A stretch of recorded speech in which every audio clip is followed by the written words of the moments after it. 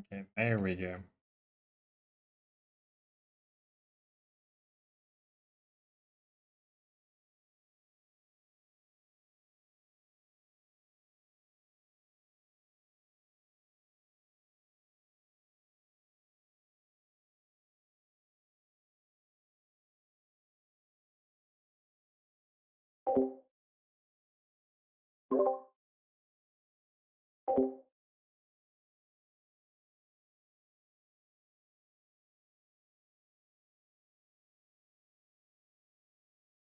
Wait, Basel, that's what you just considered doing. What do you mean?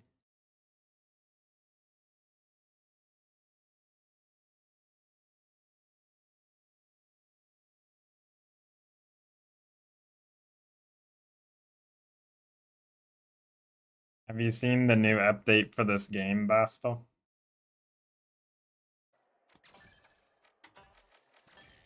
It's still not enough to save it, in my opinion. Like, the update itself is really good, like, content-wise, but the balancing of the game is still so bad. It's like, they really gotta work on that one.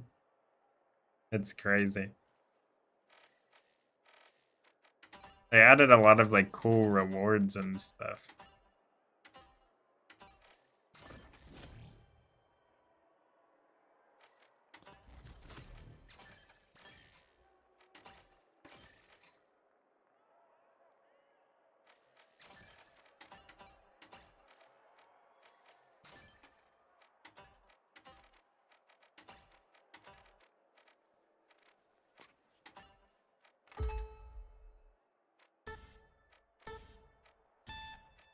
Wait, the Hamas does more damage than the Scar? What?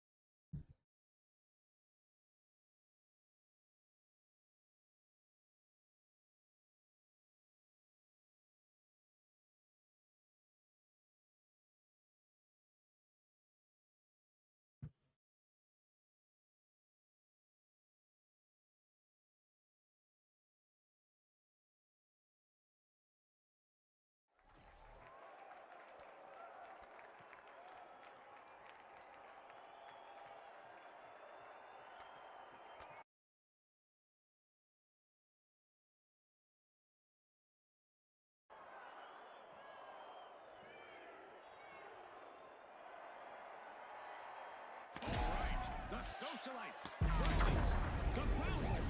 It's game time, folks.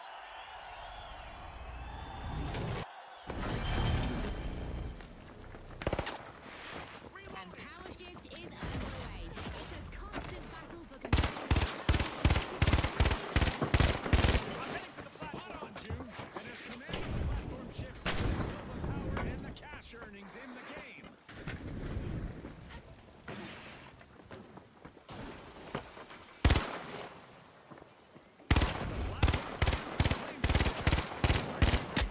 What? Why? Like, I'm not even gonna complain about it because I honestly don't care about this game, but and the freaking, like, First elimination is in the books. where the bullets are going literally makes no sense half the time.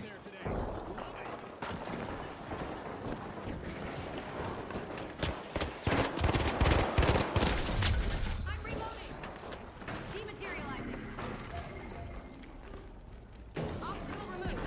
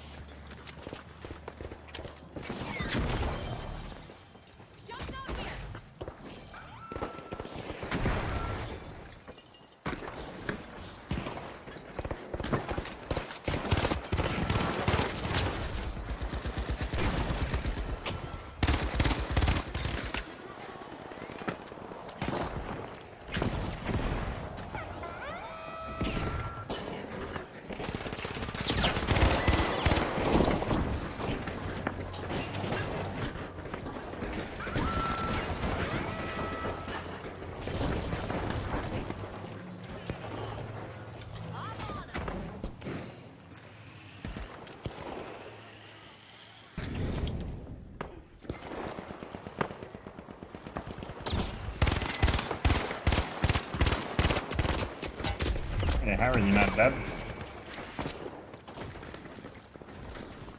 149 literal 1 HP. That's crazy.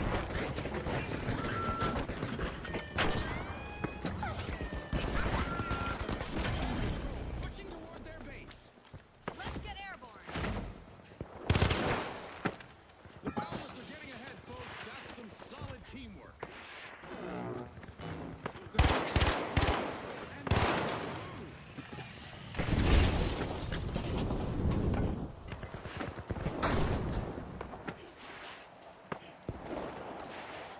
and the Boundless are now in the driver's seat and advancing.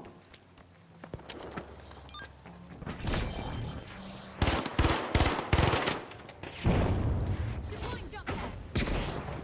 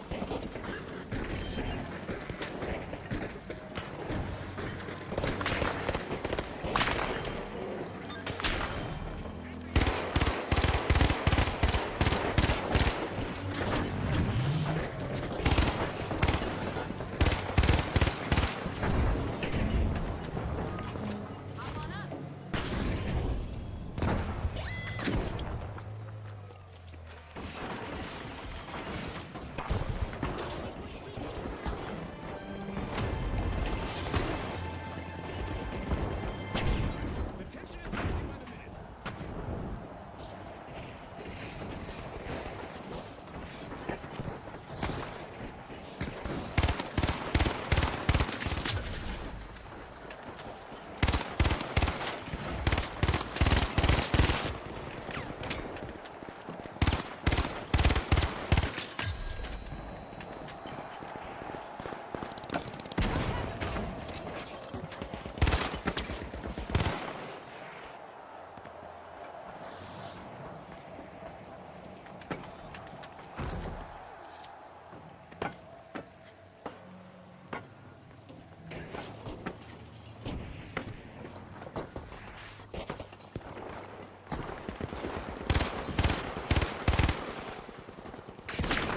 Victory within reach.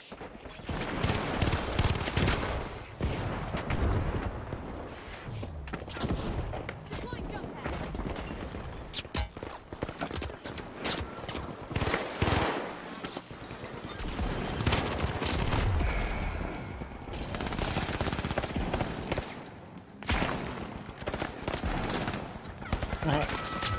Claim the platform. Oh, you can change the contestant now. That's funny.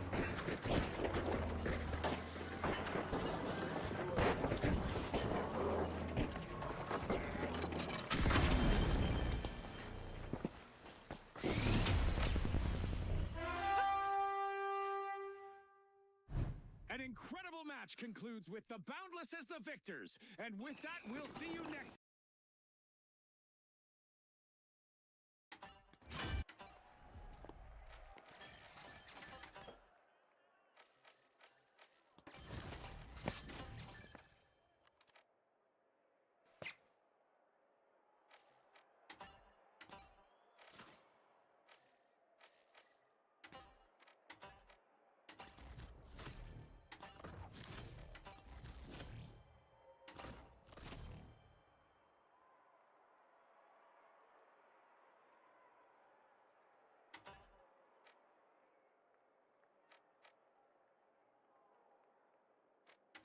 Mm. All the top 500 kids are the same players. It's crazy.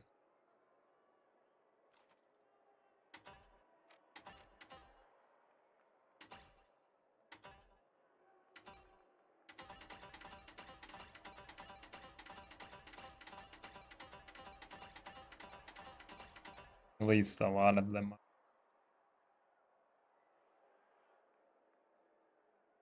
Gold 1.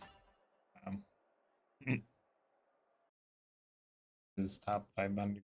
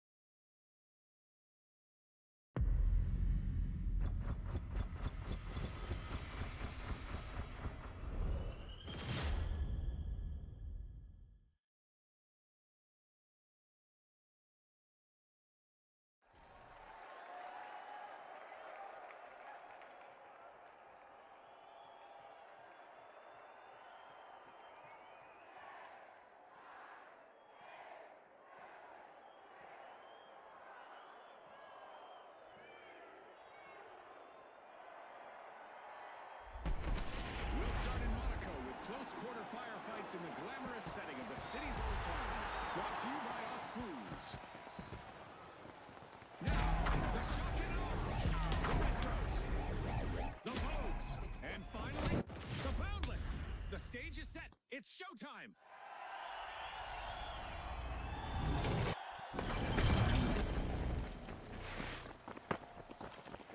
Our contestants will need to see what lies behind the fog tonight in the arena. For some of them, it will be a victory. For once, our arena hasn't been shaken or stirred. It's a straight-up playing field for this round. The Boundless are strong-armed.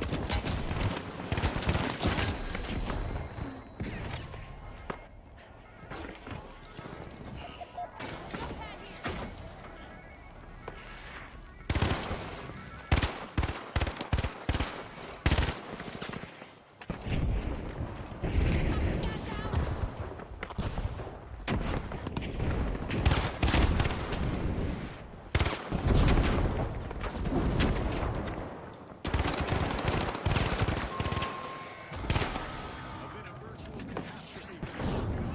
Team wiped. Scotty picked the wrong way to inspire awe. The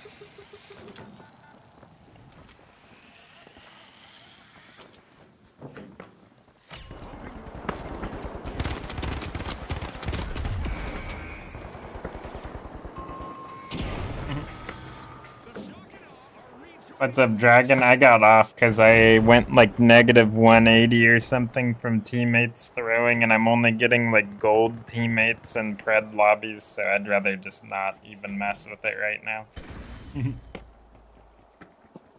But true. A totally tubular play as the Retros have just started a cash out.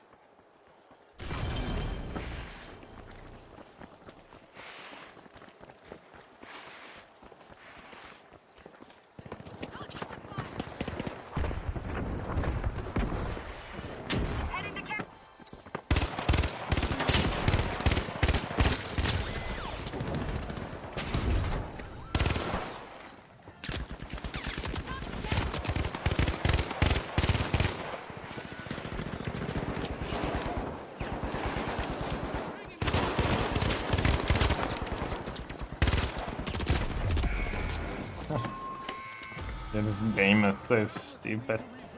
Team wiped.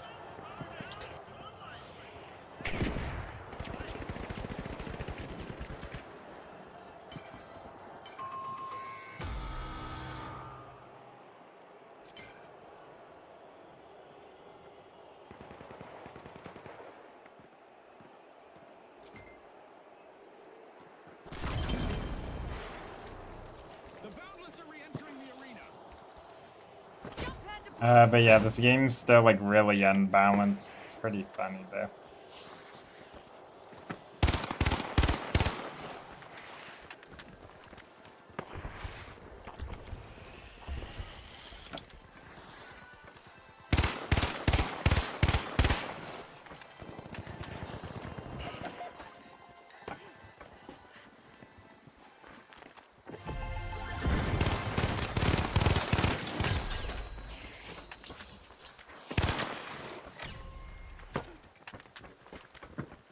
Jump pad ready.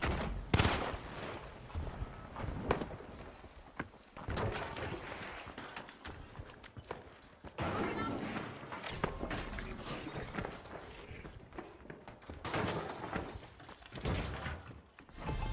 up. It's working? Like, what happened?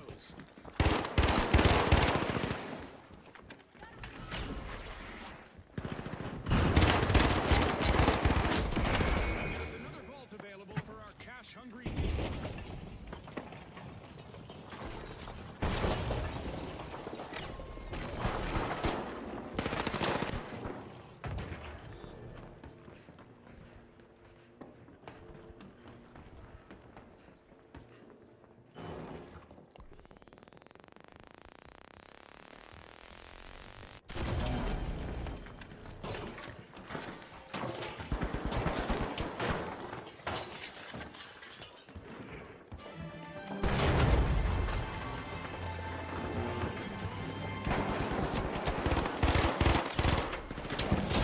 And the Vogues take the upper hand.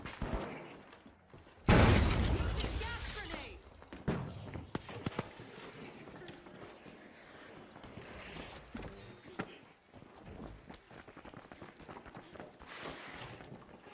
Going up there. Hop on up.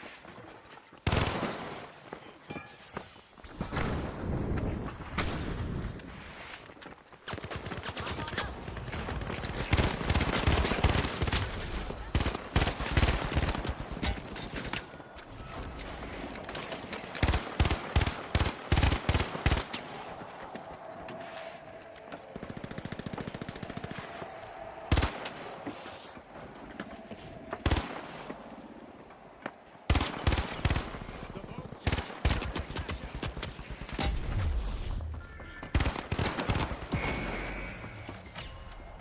The Boundless breakthrough opening vault 4.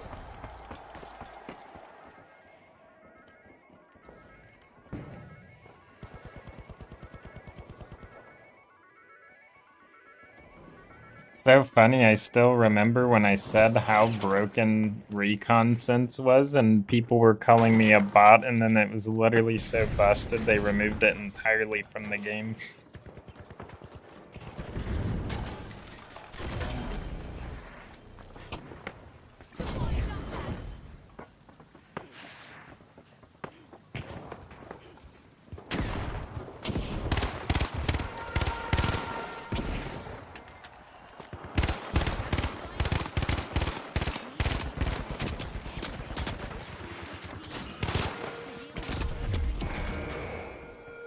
Yep, there's a perfect,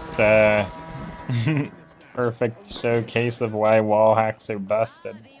Is the dart's still in the game and the nades, I'm pretty sure. Or maybe it's only the dart, I'm not sure.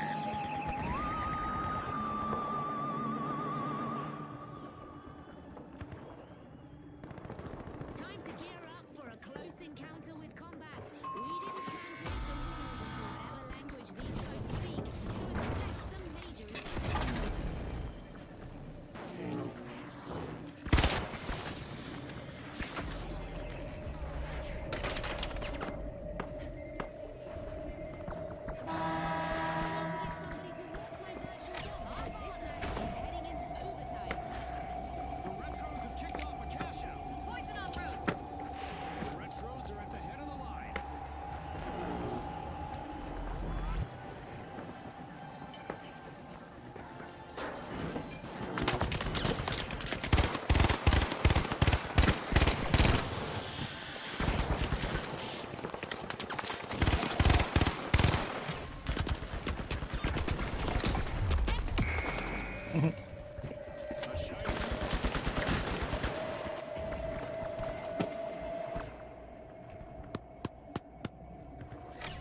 Alright, since this guy's AFK, it's impossible for me to be revived, so until he dies, I'm just gonna close.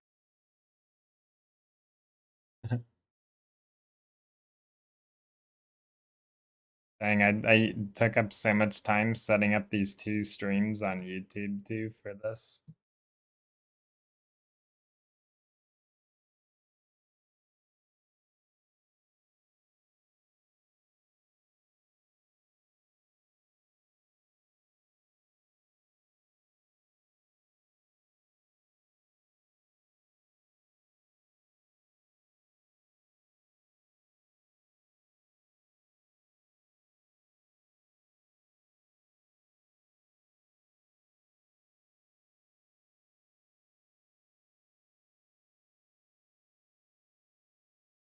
Sentinel clips and pubs or mixtape? True. Yeah, I guess I can do that.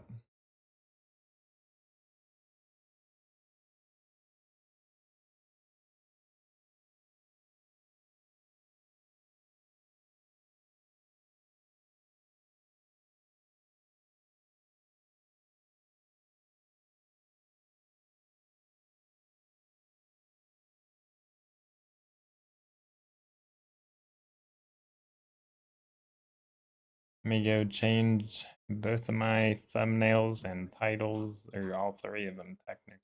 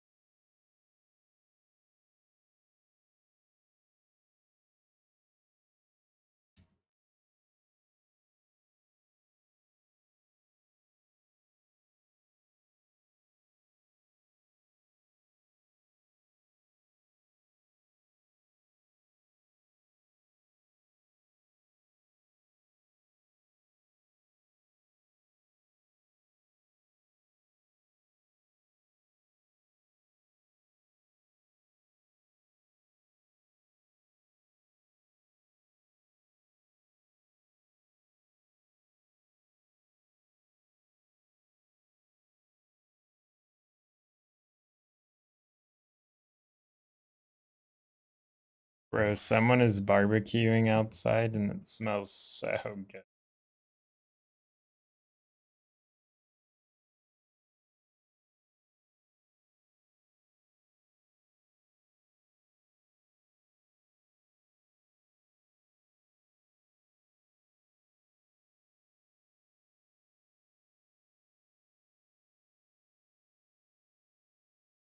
Eat barbecue now.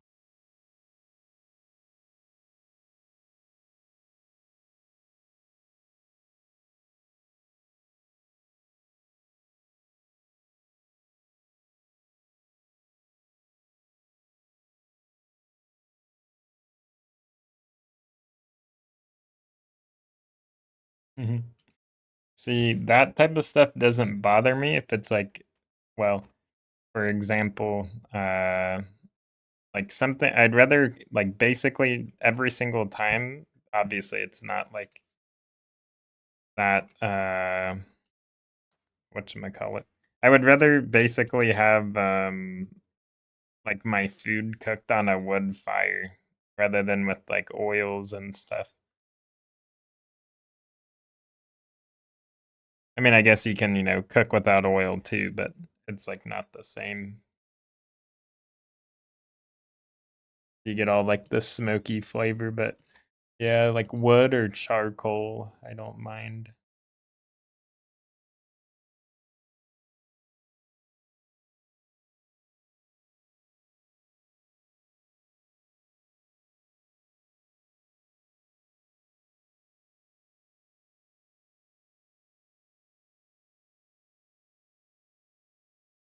Bro, I can't believe how bad the finals is. That's actually so funny, but also sad.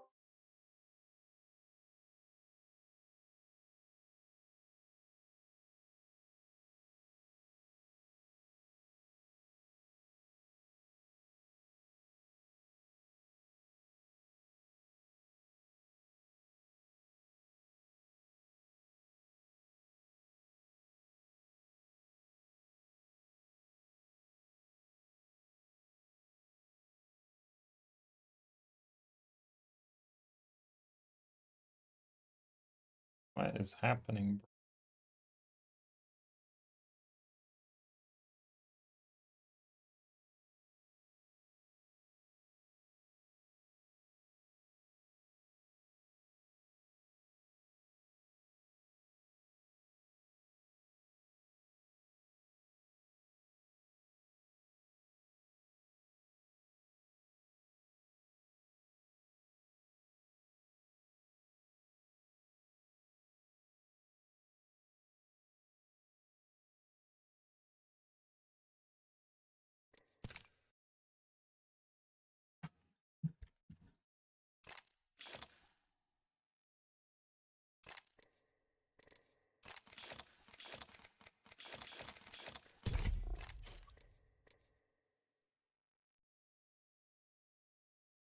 I honestly do not like this Thunderdome map at all.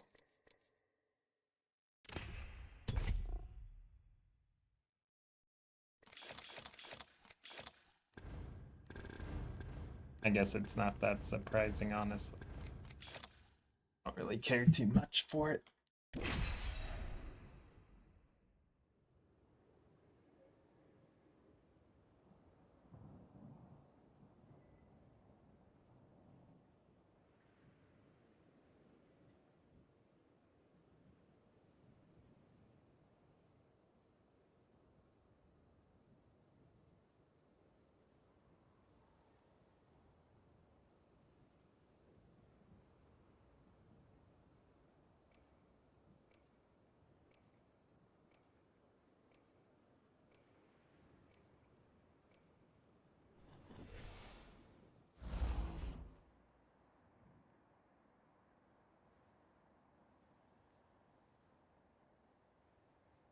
All aboard the Ox train.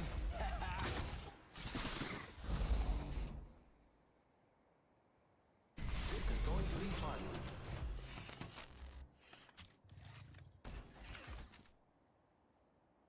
Each choice changes everything. I nutted. I just nutted. This is your champion. Violence for science. Oh, quite the catchphrase that. It's time. I'm the jump master. Look into my eyes. I want to remember this. We should land there. Looks like Copy fun. that. This might be a good place. Cancel that. Are we live, Shoko-san? Here we go. Ready up. You're in view of the enemy.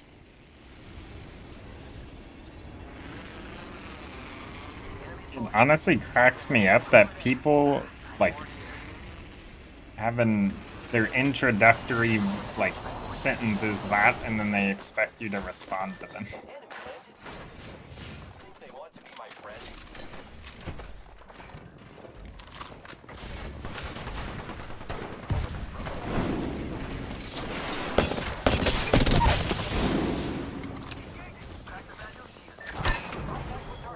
Throwing Arc Star. And your next champion is right here. Crap. Give me a sec. We're already in the ring. Just you. Yo, cracked an enemy shield. Down that one.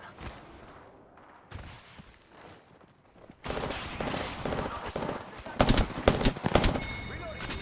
Go faster. Charging on my shields. No, there's no way Dragon Neutral.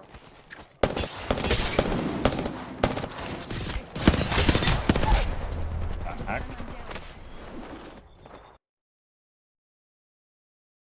Where is the sound for that?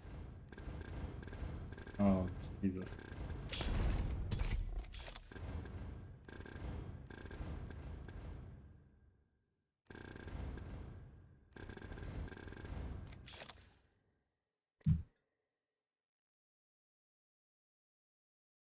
I'm bored already, bro. I think I'm kind of just over gaming in a way, honestly. It's just not like it's not fun. Regardless if I destroy everybody or get pooped on, it's like almost equally as enjoyable, which is not that good. At least when it comes to shooters. But again, there's nothing else to play. Yeah. Might just be an controller cam react handy.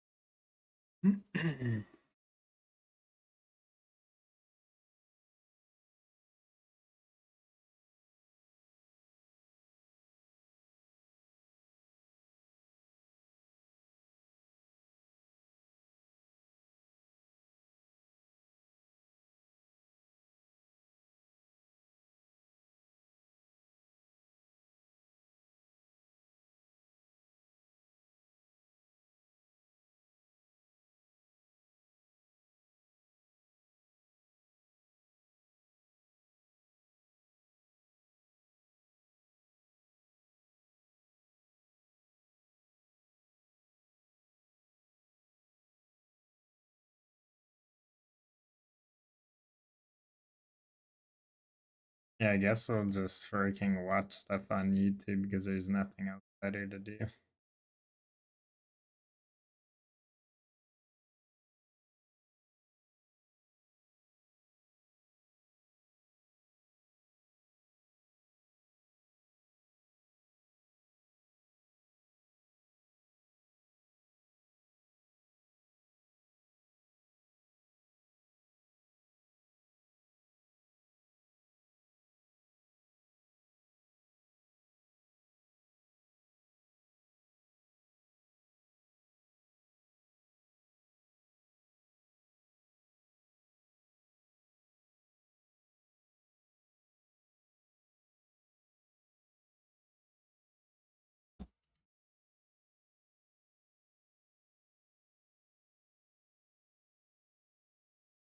Hold on a second. Beanie needs fed actually. Well, in a little bit, but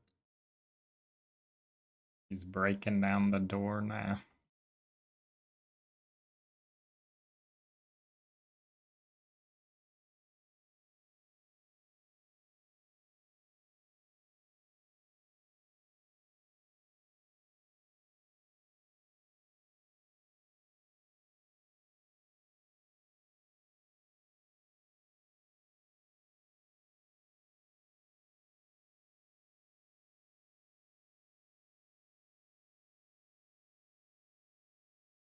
Okay, I'll be back really fast.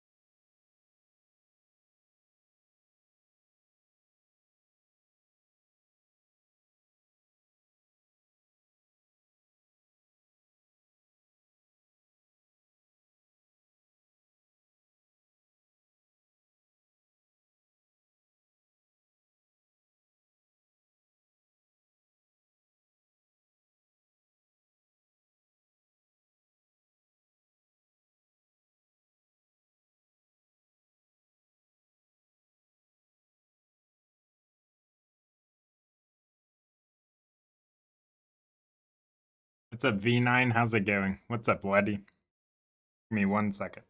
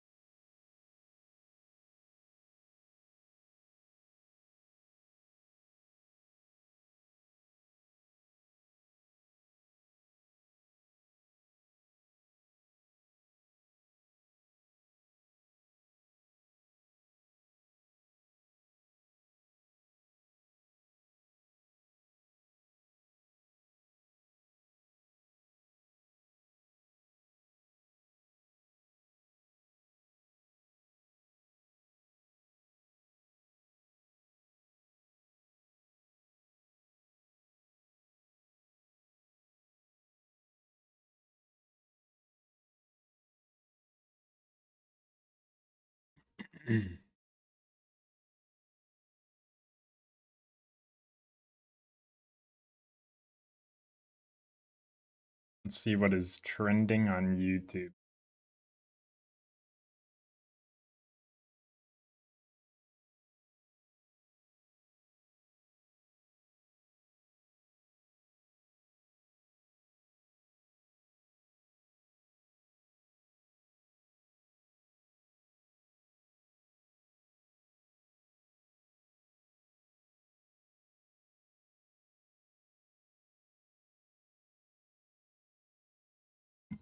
Looks like a bunch of hoopla to me.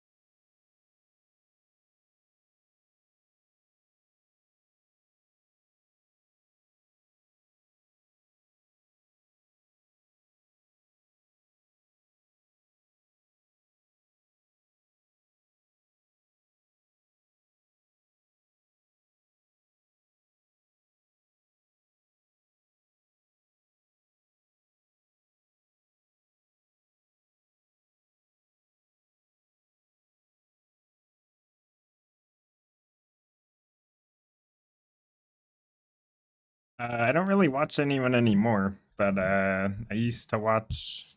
I still watch Co Carnage sometimes, not much anymore, just because I don't really watch much other than YouTube, and then even then,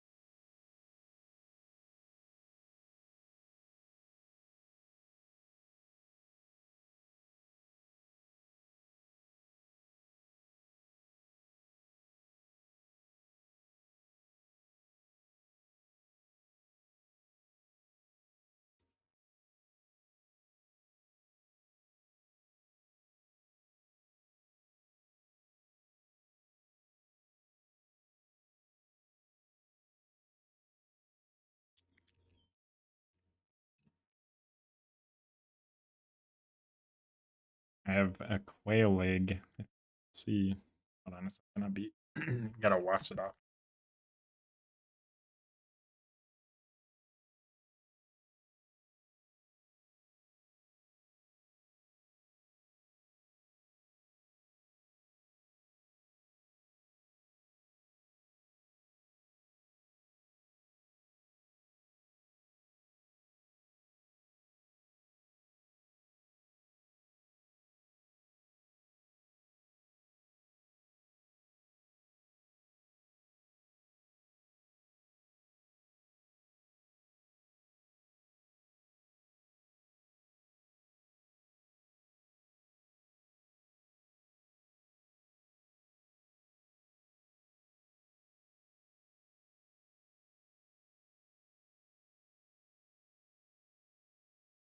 Okay, here we go. You can see the yolk through the bottom a little.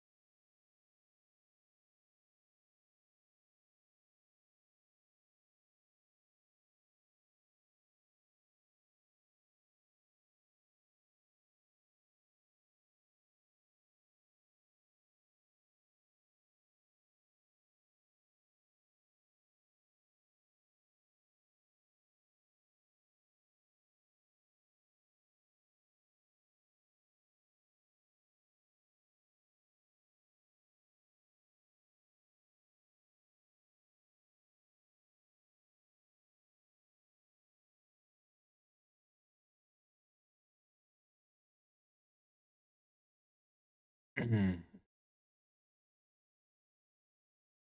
it's crazy because like literally nothing I see. Um,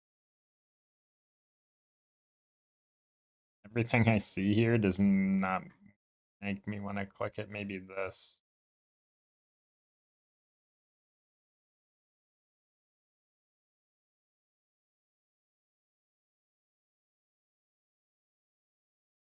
But even then, just a rocket going into the air. It's cool. It's the biggest rocket, etc.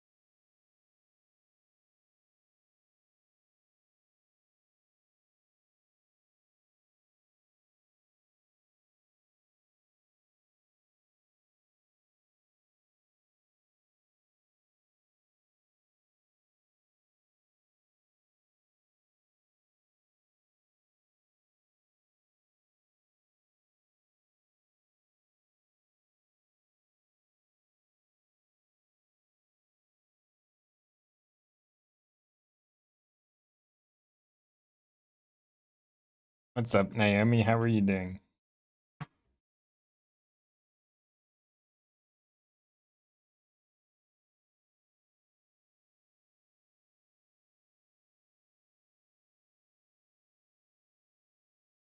Yeah, nothing in this trending section looks interesting to me at all.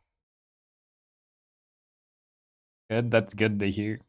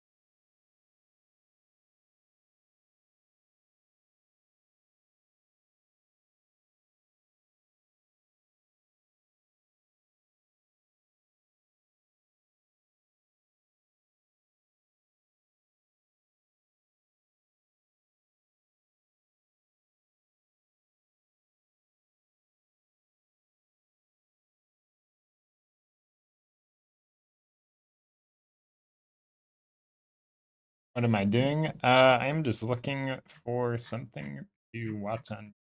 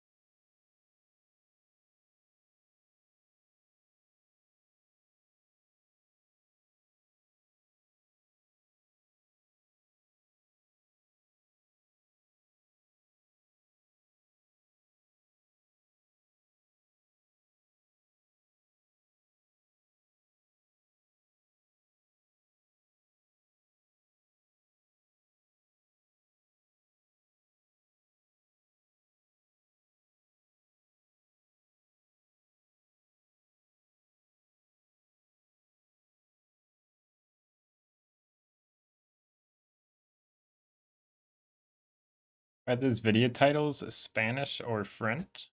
Oh, were you saying under courses? That is because, well, I feel like there's a lot of different languages I see on YouTube, but yeah, there's a lot of different Korean, etc. These are like language courses, though, I think.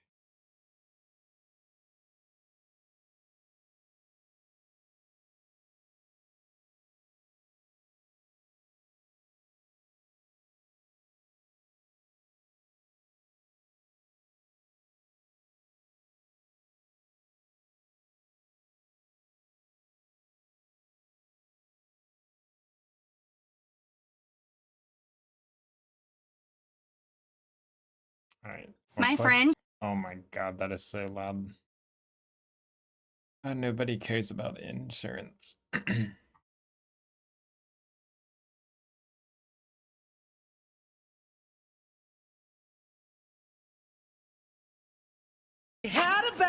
Dude, why is all this so loud? And like, what is this content? Like, this is terrible.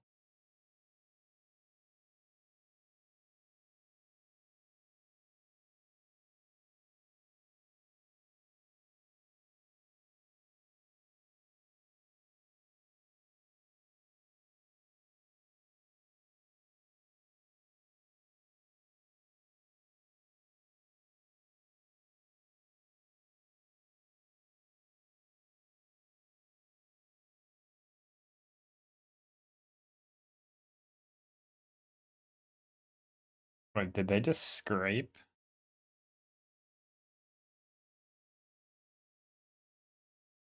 Oh no, bro. Look how many scratches are on this. Sound very suspicious? What does that even... Why? What do you mean? Funny though. There are so many scratches on this non-stick, it's insane. Like you cannot use that. That will literally just be chemicals. I wonder if anyone meant.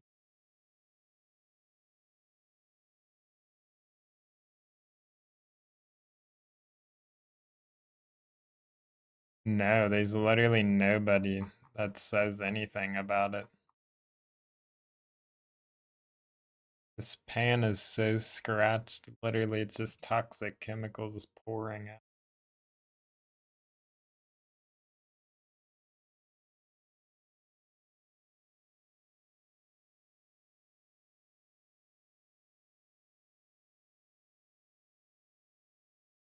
I was hiking in a remote canyon of the American Southwest. I had been flying my drone, getting scenic shots of the area. All of a sudden, I spotted something. I flew in closer. I could tell quickly it was an ancient cliff dwelling. Then I realized there were two. I was immediately confused. There seemed to be 0 access points to these ancient structures. Sounds good, Naomi. I hope it gets better. Even lived there in the past. I used to have to do the same stuff. What I found was mind-boggling. Hey everybody, it's Andrew from Desert Drifter. Thanks for tuning in. So we need to make some moves because the shadows are starting to grow long and we gotta go see what this thing is. I've been out here most of the day and starting to think, okay, I should probably head back pretty soon. And then saw these things. It definitely looks pretty wild. But I've also had a lot of instances, whether it was looking at it from a drone or just my own eyes, but from a distance, you know, looking at something and either thinking, wow, that looks really hard, and then you get up close and, you know, it's really not, or vice versa, where sometimes you underestimate things and it turns out to be a lot harder. So I don't know what this is gonna turn out, but we're gonna find out. I've got to contour around this bend and get out into the sun again. And it looks like they're kind of out on a corner of the canyon. Okay, so I believe it was somewhere over on this canyon wall. Just got to find a way through the brush here.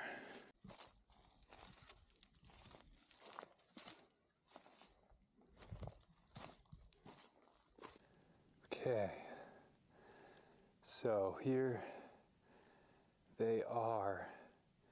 The sun is like right on them, so it might be hard for you guys to make out, but I'll get up closer. Gosh, initial look is like, what the heck? The ultimate combo from Optimum. Sign up and get. Why am I getting ads? So just to the left, the plot thickens. So look up in this shaded spot. I just saw those. I think we got enough time. Let's go look at them real quick. Bit of a conundrum with the time, but I think if I hustle, we can hit both spots. So let's try it real quick. Okay, so here's the approach to the little side ruin off of the main two. So this little window is what caught my attention. It's probably about 12 feet off the ground, just a sheer face, but it kind of continues over there. So let's go see if there's a way up back there. There's a little structure in the back here that's fallen down, but the main thing is just right up this little slab. It's not bad at all.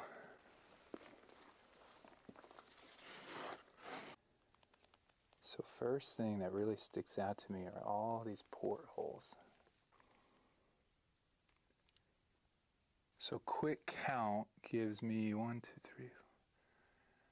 I see 10 different portholes, and they all seem like they're facing a different direction so that you can have like an overall commanding view of the field before you. But it's just kind of like a rubble-filled slope below you. Let me try to give you guys a quick rundown. So right back here is where I came up, just a little ledge. The wall begins here, but I would guess that at one point it carried on further and it's just fallen down. And then once you get into the wall is where you start getting all the portholes. Wow, that's actually really intriguing. So this one faces right down the ledge that you have to walk up to get here. It also looks out, so that first little door of the granary was like, it's like right here, maybe 12 feet away from me. And so you'd also be able to see any approach to that. So you got the end of this What's up, wall, Crunker? How are you? There's another doorway here, and this would eventually lead you into that second granary. But this one's fully closed up. There's no, portholes in there, which makes me think that was just purely a storage spot. It's an intriguing spot for sure with all these like portholes. I've seen that a few different places here in the Southwest. And sometimes people say like, oh, well, that must be like gun holes and stuff. These ruins here, this thing's at least 800 years old. So it was long before firearms ever came into the Americas. So my guess for these is they're not like firing holes, because you couldn't get a bow and arrow, lined up and shot out of that, I don't think. I think it was more just to spot. It's definitely intriguing, but I want to make sure we have plenty of time to check those others out.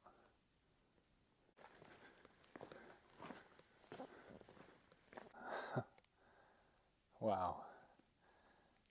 They're up on top of that thing. There's one, and there's the other. My first impression is, what the heck? But I also haven't gone over here yet, so let's go look at that. Here's another angle.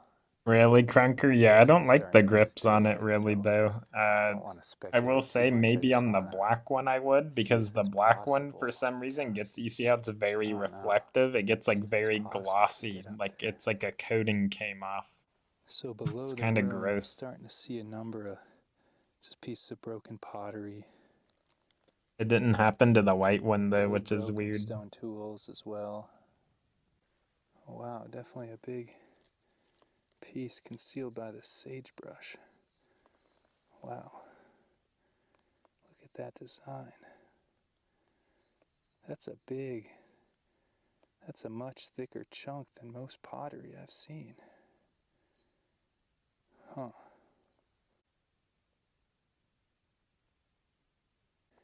Here's another big chunk next to it. Always leave this stuff where you find it. So although I love looking for a piece of pottery and stuff, let's get to the Here, business. so like you can't really see.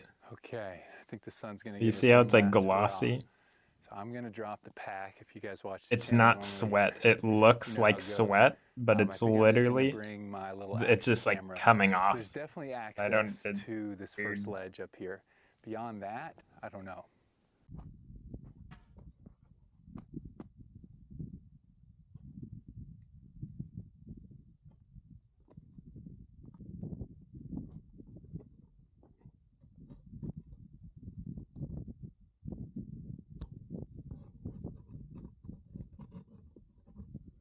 Yeah, or it also could be like some form of coating that's supposed to like protect the material. But it does not do a very good job at that, at least on this one. Again, on the white G Pro, it doesn't happen. I don't know why. It's just like a different coating, maybe, then. Or different paint that just binds better or something. I don't know.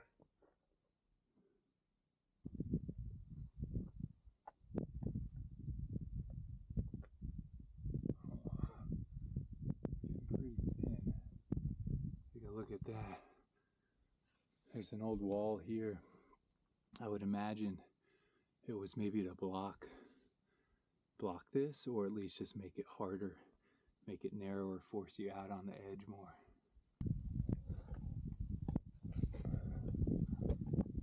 I have to crawl under this section here.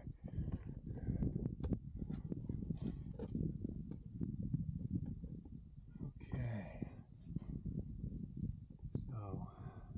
those boulders, you know, I wouldn't want to put weight on them. I don't know how sturdy they are. So this one that I'm on, I'm hesitant to put too much weight on it, but it makes it quite awkward. I think I'm gonna have to put a little weight anyways on it.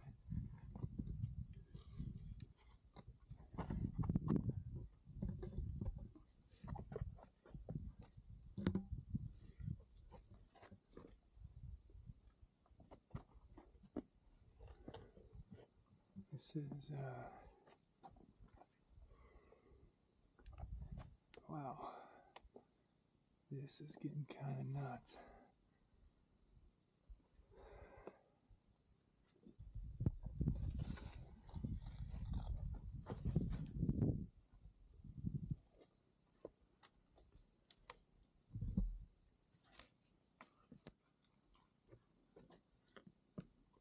Planning to move? Join the 6 million. No. Get out of here.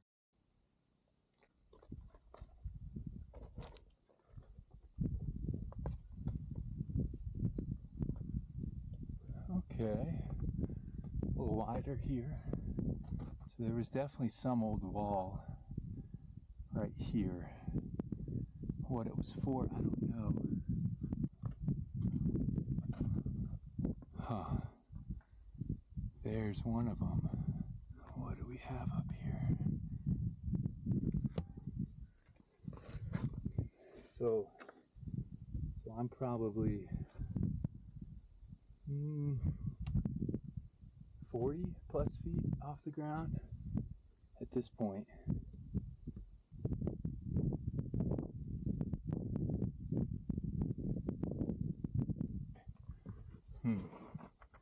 This is the crux here. You guys hear how hollow that chunk is out here? And this is broken off at some point. Ooh. Yeah, that's sketchy. It is so crumbly out here. Just like hollow. Look at that, I can break this rock. Man, there's no way that's, I mean, you'd have to be like incredibly tiny. I don't know that anybody truthfully could really do that. So yeah, you gotta step down onto that ledge and then walk up there. Almost looks like down there, this little walkway is hollow. Like it's like a floating arch almost. Huh. I don't know, guys, I don't like it. I think I'm gonna bail. It was super awkward up there. I want to get the drone up because, one, I want to take a look at it, but when I was up there, I could kind of like look around the corner and I was like, I think the ledge ends, but yet there's another ruin over there. So we got to take a closer look. As you guys can see, sun is setting. It's beautiful. I'm just gonna hike back in the dark. That's the moral of the story, because we got to take a closer look at this. Okay, so I probably just flew the drone for like 20 minutes trying to get every angle, every possible approach. Let's go take a closer look down here. What I saw, it's crazy. Like I don't really have words for it. Okay, so this is the bottom view of where I bailed. I bailed right there. And I don't know how well that camera picked it up, but the rock was like super hollow up there. It was like just crumbly. Yeah, I mean, most likely it's gonna hold. I've had friends that have had some really close calls with just stepping on a rock at the wrong time and just, if my life depended on it and I had to get across it, yeah, I would totally do it. You know, on the spice factor, like, I don't know, maybe it's like a 3 out of 5. Like, it's a little heady, but, you know, that, honestly, so I should probably clarify. So getting... Okay, let's let a more sane and collected desert drifter break this down, because what I found out there deserves further explanation. On the right side of the screen, you'll see the ramp I scrambled up to gain access to the ledge. Along the ledge, you'll see the first small wall here. And then beyond the sketchy balanced boulders, the remnants of the second wall I came across.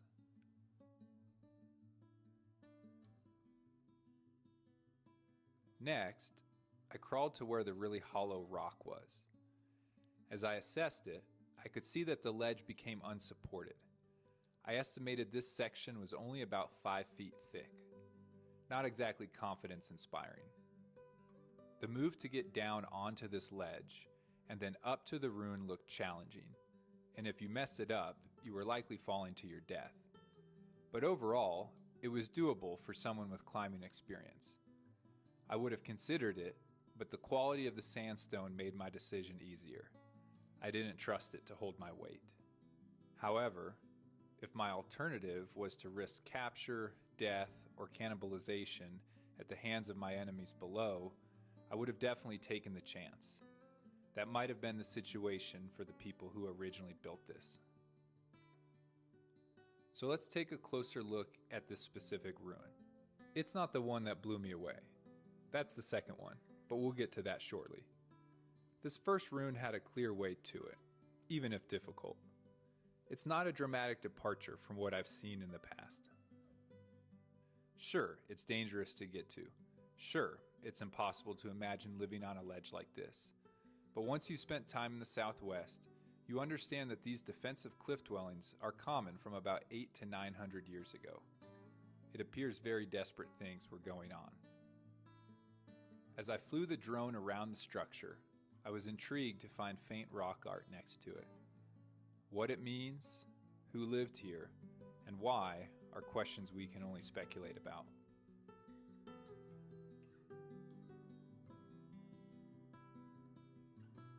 Why do over 300,000 people love One Wheel? I don't.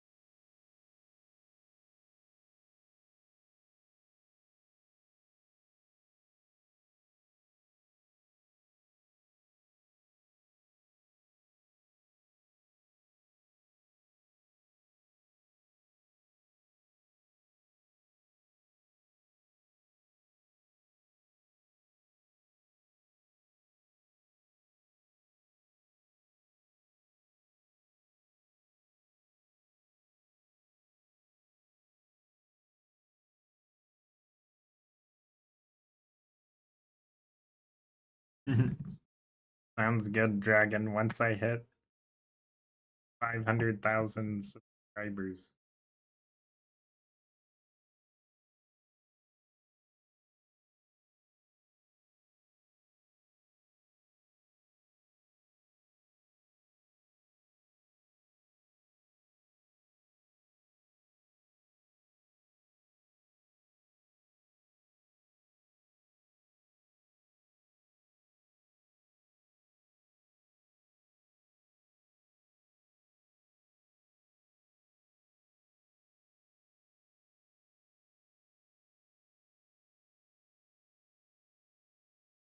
Look at this clickbait thumbnail. That's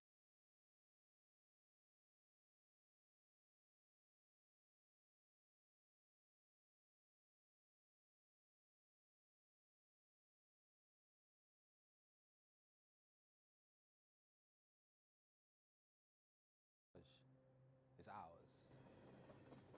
The bridges, the towers, the flats or semi-detached housing with minuscule backyards or balconies for gardens? Which part? Tell me. Where does the story of this picture start? If architecture in this city is built on answers, pity the decisions on planning permission don't really consider emotional well-being as one of the most pivotal questions to ask, to pass. After studying architecture, I realized, okay, like there are certain conditions, architectural conditions that put you into a place that meets your criteria for well-being. Me and you, we walk past every one of their constructions, work in them, earn a living to die in them, which is why whenever I walk by and feel like my environment is hell-bent on being a private members club, I know very well that I'm not welcomed.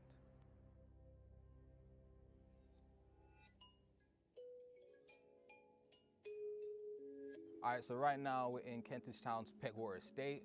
People live next to each other, they're piled on top of each other, they're facing each other's homes, like you know who lives here. Where they made everything inward facing so that they didn't actually feel like they were part of the wider community.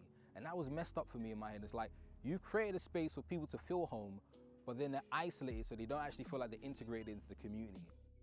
I grew up on this road, man. I've got a bag of memories here, man. Like, good ones and bad ones.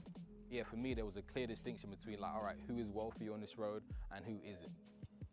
I can remember that was my bedroom and it had like these low ceiling heights. And it used to affect how I felt. Like I had a lot of depression and anxiety in this house.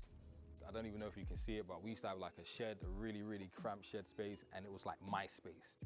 The importance of me having that safe space was to have like a disassociation with where I was growing up.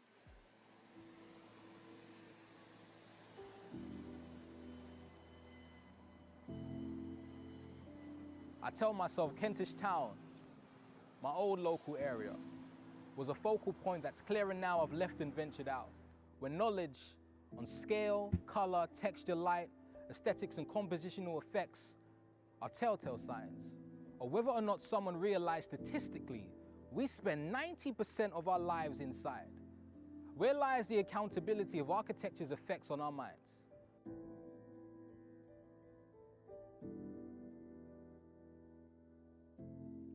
You know when you finish uni and you just want to go somewhere to really chill and relax? This is the one place, like after getting architecture in my mind, and my mind was like, all right, cool, I'm gravitating to spaces. What is it about being in front of like a huge amount of water that just makes me feel like, do you know what, this is a calm setting, this is serene, it's a sanctuary.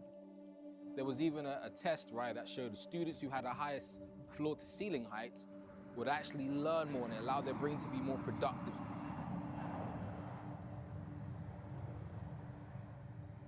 With higher rates of suicide and over 9 million of Britain's citizens living in social isolation way before COVID ghosted a nation, no one is saying what's wrong right in front of our faces. So where we are today is the Barbican Center, one of my favorite places in the world. You can tell like the architectural decisions were curating your emotional well-being. They made sure that the terraces created this almost like soundproof environment where you couldn't hear the cars or the traffic outside. You don't have that in Kentish Town. You don't have that where I grew up. So this is like a clear polarity between what I was used to and then an environment that was really just enriched with like architectural aesthetics. And I'm not saying these buildings are killers, that are stone cold. But I am saying, acknowledge the correlations. This isn't about architectural defiance. It's about the well-being of our minds. Finally, being your clients.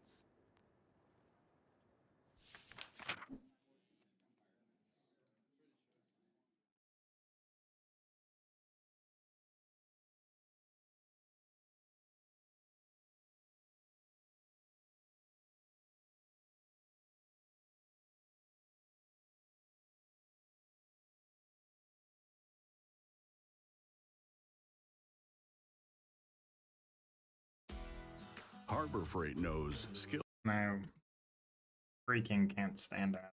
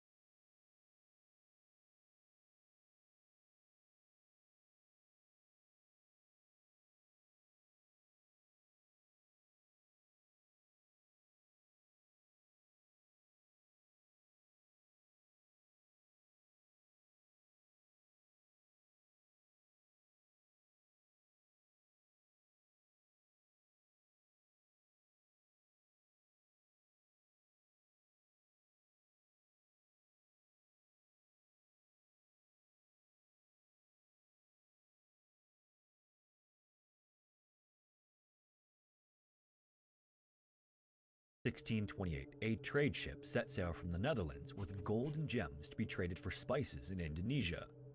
Unbeknownst to the captain, the danger of the voyage was not from the storms and rough waters they'd encounter, but instead something sinister brewing within the ship itself. In the end, this would result in the loss of the majority of the over 300 passengers, but even worse than that, the prolonged suffering of many of the survivors. This is their horrifying story, and as always, viewer discretion is advised.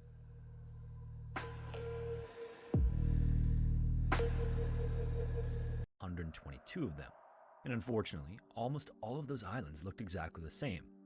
This chain of islands is known as the Houtman Abrolhos, and most of them are little more than specks of sand on the horizon. Francisco was looking for one known as Beacon Island, but because of the limits of ship navigation at the time, he couldn't accurately identify the lines of longitude and latitude. Instead, crews used a method called dead reckoning to guide ships in the correct direction. This is when a ship will estimate its position, then sometime later make a calculation of where they're going based on the initial estimate. The problem with this method is that small errors can have a drastic impact over long distances. Just a few degrees off course can result in miles of distance away from where a ship intends to go. In fact, a similar scenario is exactly what got Francisco in trouble in the first place. After weeks of this searching, the Sardom crew was basically just making haphazard passes around an area where they thought Beacon Island was located. And for the most part, all they managed to find was more ocean, until one day Francisco finally spotted something in the distance. It looked like plumes of smoke were rising from an island straight ahead. The Sardom then continued on its course and got as close to the What's up, island Mason? How's it going? dropping the anchor and dropping a small rowboat. When they reached the shore, Francisco was surprised to find no one in the immediate vicinity. He couldn't see the source of the smoke either. Then, as he turned around to get back in his rowboat, he saw another small boat approaching the shore. In it were 4 men frantically paddling toward him. When the boat was close enough, one of them hopped out and ran through knee-deep water and onto dry land. The man then started shouting at Francisco, but he couldn't make out what he was saying until the man got closer. What Francisco was about to learn would have him frantically paddling back to his ship. Almost a full year earlier, on October 28, 1628, Francisco led a fleet of ships off the Dutch island of Texel on its way south around Africa. These 8 ships were owned by the Dutch East India Company, also known as the VOC, which is an acronym for its Dutch translation. Their destination was the capital city of the East Indies spice trade, a city called Batavia, which today is Jakarta, Indonesia. Fittingly, the fleet's flagship also went by the name Batavia. When the ship left the Netherlands, it was commanded by Francisco and carried more than 300 crew, soldiers, and wealthy passengers, many of whom were wives traveling to reunite with their husbands in Batavia. The ship itself was completed that same year, was 150 feet long, and fixed with 24 cannons, although it wasn't a warship. It was constructed specifically for the spice trade, and within its hull and trip were 12 chests filled with gold, silver, and gems to be traded for a literal boatload of spices. In the 17th and 18th centuries, the Dutch essentially owned the spice trade, so the route around Africa and into the Indian Ocean was a familiar one but still dangerous. The trade route could be treacherous at times, with the warm waters of the Indian Ocean brewing up typhoons and cyclones. And sailing east in particular was also a challenge because ships would have to sail right into the wind. So between the dangers of weather and the risk of miscalculating dead reckoning, to help ensure successful trips, the VOC chose to sail in fleets rather than send a single ship. This also meant more room for cargo anyway. Right from the beginning, this particular trip didn't get off to the best start. Before the ships even left the North Sea, they were hit by storms and rough seas that splintered the fleet, leaving only 3 to continue on. On the Batavia, Francisco did his best to alter plans to account for the 5 missing ships, but the amount of spices they were able to bring back had shrunk significantly. In addition to this loss of cargo capacity, the command structure of the VOC was unique and created tension for the captains. Each of the other ships had its own captain, but aboard the Batavia, there were 2, Francisco and another man named Arian Jacobs. Francisco was the fleet commander, so it was natural that he would be on the flagship, but it was the VOC's policy that every boat have a dedicated captain, including the flagship. It was also policy that the captain of the flagship couldn't be captain of the fleet and vice versa, so this meant there was already a natural power struggle on the flagship by default. And this was even more true on this voyage because Francisco and Aaron had a bit of a history. While performing these same duties 2 years earlier, Aaron got extremely drunk one night and started taking verbal shots at Francisco in front of the other men. Francisco took this as a challenge to his authority, and compromising his reputation among the men wasn't something he took lightly. So when the fleet returned to the Netherlands, Francisco publicly reprimanded Arian. Afterward, neither man trusted the other, but they were now forced to rely on each other to get a fleet that had been reduced by more than half to Indonesia and back. And on Francisco's side, his mistrust of Arian was well founded. What he didn't know at the time was that Arian had been plotting a mutiny with a junior merchant named Geronimus Cornelius. Geronimus wasn't a sailor, but he was a high-ranking official within the VOC, and that was good enough to make him Arian's second in command. Now, given how long ago this all took place, Geronimus' original purpose for being on the ship at all is contested, but there was a rumor that he joined the voyage to evade arrest for some heretical religious beliefs. Apparently, Geronimus was known to have an obsession with the art of a painter who claimed that his paintings were a collaboration between himself and the spirit world. This artist was eventually imprisoned for heresy, and Geronimus viewed him as a role model of sorts. He apparently did little to hide these beliefs aboard the ship too, allowing him to identify potential allies who shared the same views. But these beliefs extended to something more sinister even. Being on the ship and organizing a mutiny would make it possible to navigate the ship to somewhere remote and start a new colony with him as the ruler. And so Geronimus spent much of the time recruiting mutineers to take part in this scheme. As a warning, here is where things begin to get incredibly dark. This plan called for several crewmen to assault one of the affluent married women on board. The goal was for the crewmen to get caught in the act or afterward, at which point Arian and Geronimus would work to convince the men that Francisco's punishment was harsh and unfair, leading to a mutiny. The Batavia then stopped at the Cape of Good Hope near Cape Town, South Africa to pick up supplies, and the mutiny plan would get underway as soon as the ship left. Once it did, the crewmen who volunteered for this part of the plan went below deck to assault the 27-year-old woman they picked out. However, inside the dark hull, it was impossible for her to see who her attackers were. This meant that when she was unable to identify them later, horrifyingly, the issue was completely dropped. And even worse, although Arian and Geronimus' plan had failed, Francisco still had no idea about their plan. In fact, he was distracted by the accomplishment of getting to the Cape of Good Hope a month ahead of schedule. Despite the rough start, things had been smooth for months as the Batavia worked its way around Africa. Their good fortune wouldn't last much longer, however, and shortly after entering the Indian Ocean, a storm came up and separated the last 3 ships. When the weather cleared, the Batavia was alone, and Francisco realized that's how they'd have to cross the Indian Ocean. With time running out before their final destination, Arian and Geronimus needed a plan B. So when Arian ordered the ship to depart the Cape of Good Hope, he intentionally began guiding the ship off its intended course, and with no objective instruments to measure this, Francisco was once again in the dark about what was being done around him. Then, in the early morning hours of June 4th, 1629, the captain was sleeping in his bunk when the Batavia suddenly and violently came to a dead stop with a tremendous noise. Now, wrecking the ship was not part of the plan Arian and Geronimus came up with. The intention of going off course was either to paint Francisco as an inept commander or buy themselves more time to come up with a better plan. What actually happened was the result of Arian badly miscalculating dead reckoning for his new route, and the ship crashed into Morning Reef just off the coast of Western Australia in the Houtman Abrolhos Islands. During the crash, a handful of crew, soldiers, and passengers ended up in the ocean through the cracked hull and were never seen again. These would be just the first of many to come. The Batavia, meanwhile, was damaged beyond repair, and its maiden voyage would be its last. In the immediate aftermath of the crash, the ship's longboats were deployed and crewmen started ferrying people to an island just to their northwest. By sunrise, around 180 people, including 30 women and children, were relatively safe on Beacon Island. That morning, Francisco ordered a search of the area for water and food while he instructed others to salvage what they could from the ship. Unfortunately, all that could be collected were a few barrels of biscuits and some water. Estimates vary on the number of people who died in the wreck, but it's thought to be somewhere between 30 and 50. Meaning that some biscuits and water weren't going to support the survival of nearly 300 people for very long, and unfortunately, Beacon Island wasn't going to either. It was more of an outcropping than an island. It has an area of roughly 13 acres, and all of that area is basically just sand and small shrubs. And although it's part of a chain of 122 islands about 50 miles west of the Australian mainland, most of the chain look more or less similar to Beacon Island. This meant that Francisco had to figure something out quickly, or they would all begin to starve. So with his senior officers, he came up with a plan to sail one of the longboats to mainland Australia to see if survival there would be any easier. The next night, Francisco led 48 people, including Arian, back into the Indian Ocean on a course for Australia. The trip there was unremarkable, and Francisco organized the men for a search of the vicinity right away. Unfortunately, after hours of looking, the mainland wasn't much better, so Francisco had to make another decision. He could either return to Beacon Island and regroup or turn the longboat north toward Batavia, more than 1,800 miles away, and hope for the best. The problem was that the type of longboat they had was not built for long journeys, let alone through rough water. This style of ship was more like a lengthier rowboat, low to the water and with nothing to protect those on board from the elements. It was basically only designed to get people from a sinking ship to some kind of safety and nothing more. At the same time, going back to Beacon Island without supplies was likely going to be the end for everyone anyway, either by dehydration or starvation. If they tried for Indonesia and didn't make it, at least they died while trying to save themselves and the others. So, with that, Francisco made up his mind they were going to reach Indonesia or die trying. Back on Beacon Island, several days after crashing into the reef, the Batavia finally broke apart and sank, increasing the wreck's death toll by another 40 people.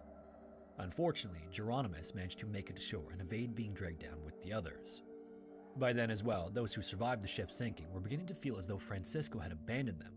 When he left Beacon Island, he'd never mentioned the possibility of heading north to Batavia, so even though he was trying to save them, the remaining passengers were afraid and resentful. And in this shift of morale, Geronimus saw an opportunity.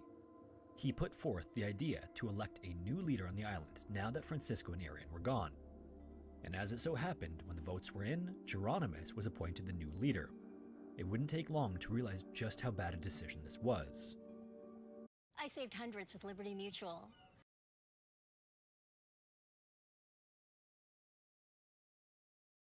Had recruited, the first thing he did with his newfound power was order that all weapons, food, boats, and rafts be confiscated. Next, he knew he had to essentially divide and conquer since he and his men were outnumbered. His plan was to reduce their numbers from around 250 people down to 120, and he started by sending 45 men, women, and cabin boys to Seal Island, about 1 mile away and visible from Beacon Island. And since he knew people wouldn't go if they knew he was sending them to die, he instead asked them to search for resources. However, he had no intention of ever returning to save them. He then convinced the soldiers, led by Weeb Hayes, to sail to West Wallaby Island, about 5.5 miles away, to see what they could find there. If they found anything, like a freshwater source, they were instructed to send up smoke signals so they could be picked back up. What Geronimus actually planned to do, though, was send his men back to West Wallaby Island if they saw smoke signals and kill the unarmed mercenaries. That's only if they made it to the island in the first place. Geronimus believed that Francisco and the others must have encountered rough seas and capsized after leaving the island, so he sent the soldiers in the same direction, hoping they might suffer the same fate. Then, for weeks afterward, the situation just continued to escalate. He continued to send survivors on missions to other islands, but eventually this transformed into his men simply taking people out into the ocean and just pushing them overboard. Then, once he felt like his biggest threats were off of Beacon Island, he dropped the facade and showed his true colors for the first time. One by one, Geronimus chose who lived and who died. Many of the wives on the voyage to join their husbands also became his property to do with as he pleased. He also quickly eliminated the sick and disabled, and for the stronger of the remaining castaways, Geronimus ordered sneak attacks at night. His men would creep into the camp and finish them off while they slept. During this reign of terror, at least 2 mass burials took place, one of which contained an entire family including 6 children. For all his power and cruelty, though, Geronimus was too weak-willed to do any of it himself. He apparently tried once when he poisoned an infant, but the child survived. Then, since he couldn't do it, he ordered one of his men to do it instead.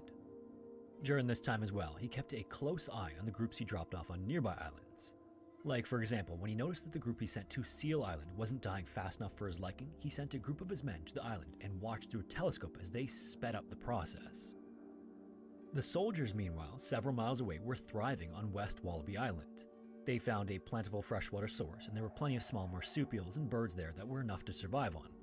For days, the soldiers sent up smoke signals as ordered, completely unaware of what was happening on Beacon Island. Then, one day, some of the survivors who were originally sent to Seal Island showed up on a makeshift raft. That's when Weeb and the other mercenaries were told everything. And after Geronimus had gotten rid of many of those who remained on Beacon Island, he could turn his attention back to the inhabitants of West Wallaby Island. The smoke signals were concerning because he didn't expect the soldiers to find anything at all, so this meant that they had found critical resources they needed to survive. And if they were thriving on West Wallaby Island, it was also possible that a ship could be attracted to the island by the rising smoke. If a ship reached the soldiers first and picked them up before coming to Beacon Island for the others, there was little chance of overthrowing those on board. It would also mean that Geronimus would be executed for everything he'd done. At the same time, knowing what he'd been doing on Beacon Island, Weeb figured it was only a matter of time before Geronimus came for them. So as best they could with what they had available to them, the mercenaries made crude weapons to defend themselves. Then, using limestone, coral, and debris from the Batavia that washed up on the island, they even managed to build a small fortress and set up round-the-clock watches. When the time came, the mercenaries would be prepared. As all of this was going on, after 33 days at sea, the longboat carrying Francisco, Arian, and nearly 50 crewmen miraculously arrived in Batavia. Even today, this is considered an incredible feat of sailing, even if it was aided by the islands they found along the way to stop for food, water, and places to rest. Shortly after arriving in Batavia, Francisco met with the Governor General to discuss the shipwreck and some details he'd been informed of on their journey. Some of the crewmen told Francisco that they'd been approached by Aaron and Geronimus to join them in a mutiny. Francisco then shared these details with Indonesian authorities, and Aaron was immediately arrested.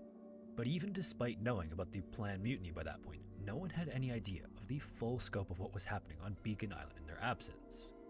A week after landing, Francisco then left Batavia once again to rescue the others in a ship known as the Sardam, which the Governor General let him use. It would then take a month just to get to the Houtman Abrolhos, but then another month after that was spent scanning the water, looking for the little sandy outcropping that is Beacon Island. Almost 2 months earlier, in early August, just as Francisco and the others were arriving in Batavia, several mercenaries on watch spotted a longboat heading toward them. Aboard this boat were a handful of Geronimus's men. Since he was under the assumption that the soldiers were unarmed, Geronimus figured he didn't need his whole crew to dispatch the 22 mercenaries of West Wallaby Island. Thankfully, he couldn't have been more wrong. When the ship reached West Wallaby Island, his henchmen were immediately attacked and caught completely off guard, forcing them to retreat back to Beacon Island. Geronimus was not pleased to hear about this when his men returned to Beacon Island, so he ordered a second attack and went with them this time, believing he could strong-arm the mercenaries into joining him. This time he sent more men, but they were still no match for the soldiers, and so before he could leave the island, Geronimus along with 3 of his lieutenants were captured by Weeb. Some of his men did manage to escape the attack and return to Beacon Island, but with many of his henchmen lying dead on the West Wallaby Island sand, Geronimus was made to watch as his lieutenants were executed. Back on Beacon Island, the men who were still loyal to him regrouped under a new leader, a man named Wouter Loos. In late September, these men returned to West Wallaby Island to fight the mercenaries, only this time they brought muskets with them that Geronimus had been saving for his planned hijacking of any rescue ship. The hand weapons the mercenaries had were obviously no match for these muskets, and they fought bravely, but it seemed like only a matter of time before they would be overtaken. Then, as the fighting continued, someone spotted a ship in the distance. In an instant, the fighting stopped as the rescue ship became the priority for both sides, but for very different reasons. Aboard the Sardam, Francisco had spotted smoke to his west, but he mistakenly believed it was coming from another island which lies between West Wallaby Island and Beacon Island. He then directed the Sardam as close as he could to the island, dropped the anchor, and boarded a longboat. With a barrel of water, some bread, and a keg of wine, Francisco was surprised to find no one on the island and saw that the smoke was actually coming from further west. Then, as he turned to go back to his boat, he spotted another boat with 4 men in it, frantically paddling toward him, and immediately recognized it was Weeb. When the boat pulled onto the island, Weeb raced to meet Francisco and started shouting at him as he did. Francisco, Weeb, and the 3 others with him immediately hurried to the Sardam to warn the crew and defend the ship. And while on the way, Weeb filled Francisco in on all the details of what happened after he left 3 months earlier. Unfortunately, there wasn't much time to react to this news. Wouter and his men were simultaneously nearing the Sardam. Thankfully, Francisco's boat beat them there, and the captain shouted orders to men to take defensive positions. When Wouter's boat pulled up alongside the Sardam and the men climbed aboard, they were met by Francisco and dozens of muskets pointed directly at them. They all then placed their weapons on the ground and surrendered. After that, every one of the remaining mutineers was captured, and Francisco began to learn the full details of the atrocities in his absence. A 49-year-old mutineer was particularly forthcoming about his involvement and admitted to killing up to 20 people in compliance with Geronimus' orders. Francisco then asked to be taken to Geronimus, and he was led to the shelter where Geronimus was being held captive. Francisco then launched into the accusations and the claims others had made about his actions, but in answering every question, Geronimus placed the blame on anyone and anything but himself, refusing to confess to any of what he was accused of. So shortly after this initial confrontation, Francisco carried out a series of investigations and trials on the island. This investigation revealed the awful details of the murders and assaults perpetrated by Geronimus and his men. By the conclusion of the investigation, every last one of the mutineers had admitted to their crimes except Geronimus. The worst offenders among them were sentenced to death, and when the time came to carry out the punishment on October 2nd, 1629, the mutineers were brought to Seal Island. The other castaways had been asked to build gallows there, and when the condemned arrived, their right hands were removed before being hanged.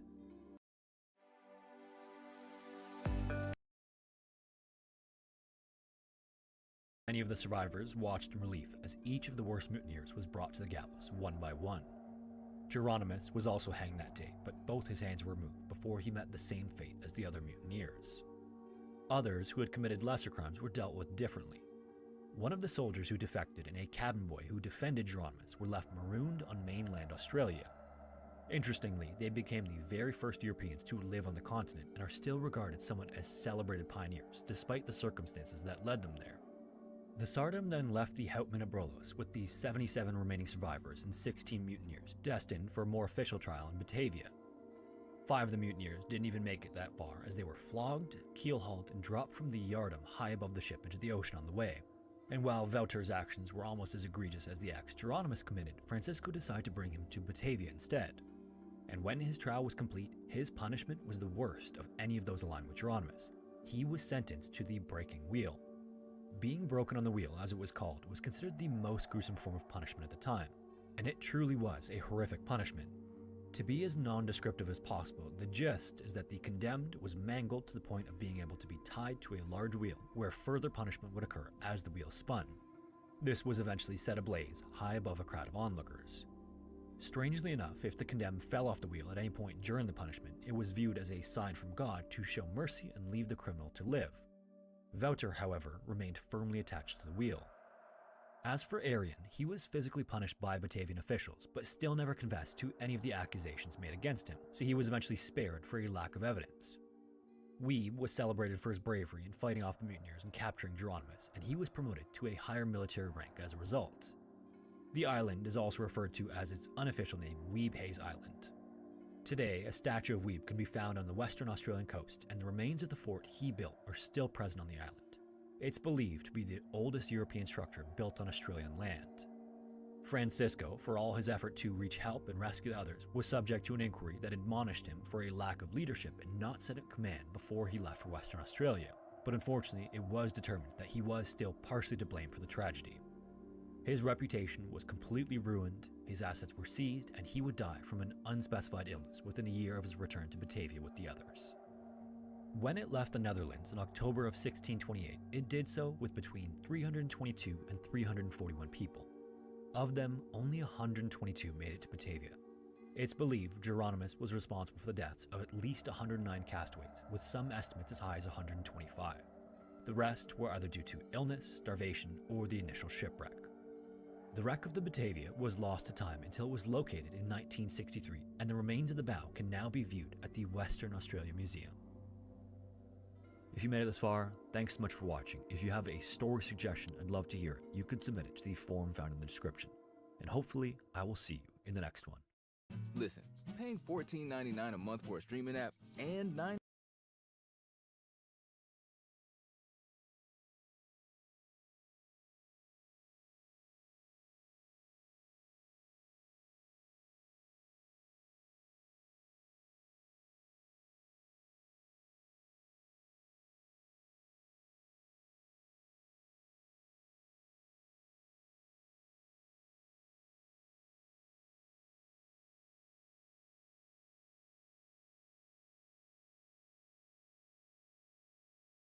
$9dark blue opening in a riverbed.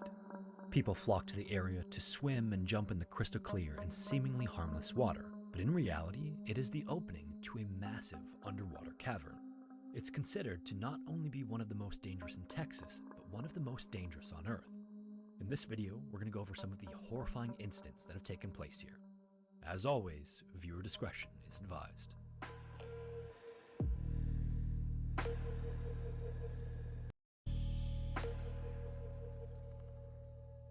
So the story goes, in the mid-1850s, a newly arrived settler to the area was walking along a creek in Texas, roughly midway between San Antonio and Austin.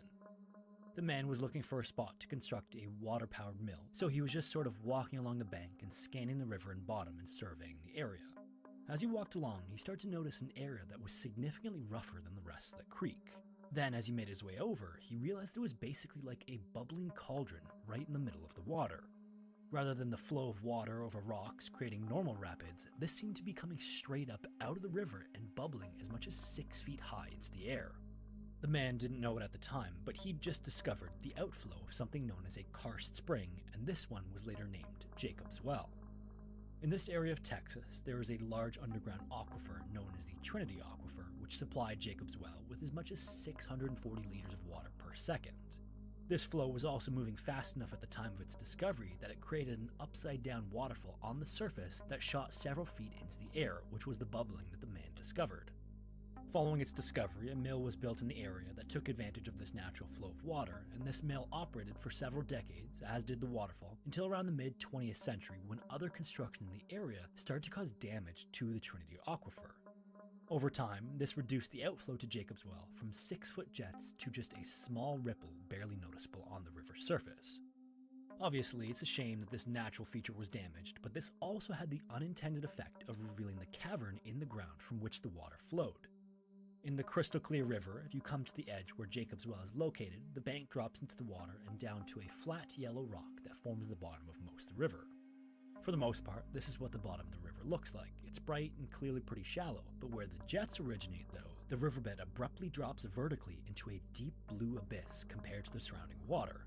This is not unlike a blue hole that you'd see in the ocean, just on a smaller scale. And this hole in the riverbed, that is Jacob's Well, is about 12 feet or 4 meters in diameter. If you stand at the edge of the well, you might be standing in just ankle-deep water, depending on the depth of the river at the time, but the bottom of the vertical opening is almost not visible down below. Like a Fun fact, there's a vending machine at the peak of Mount.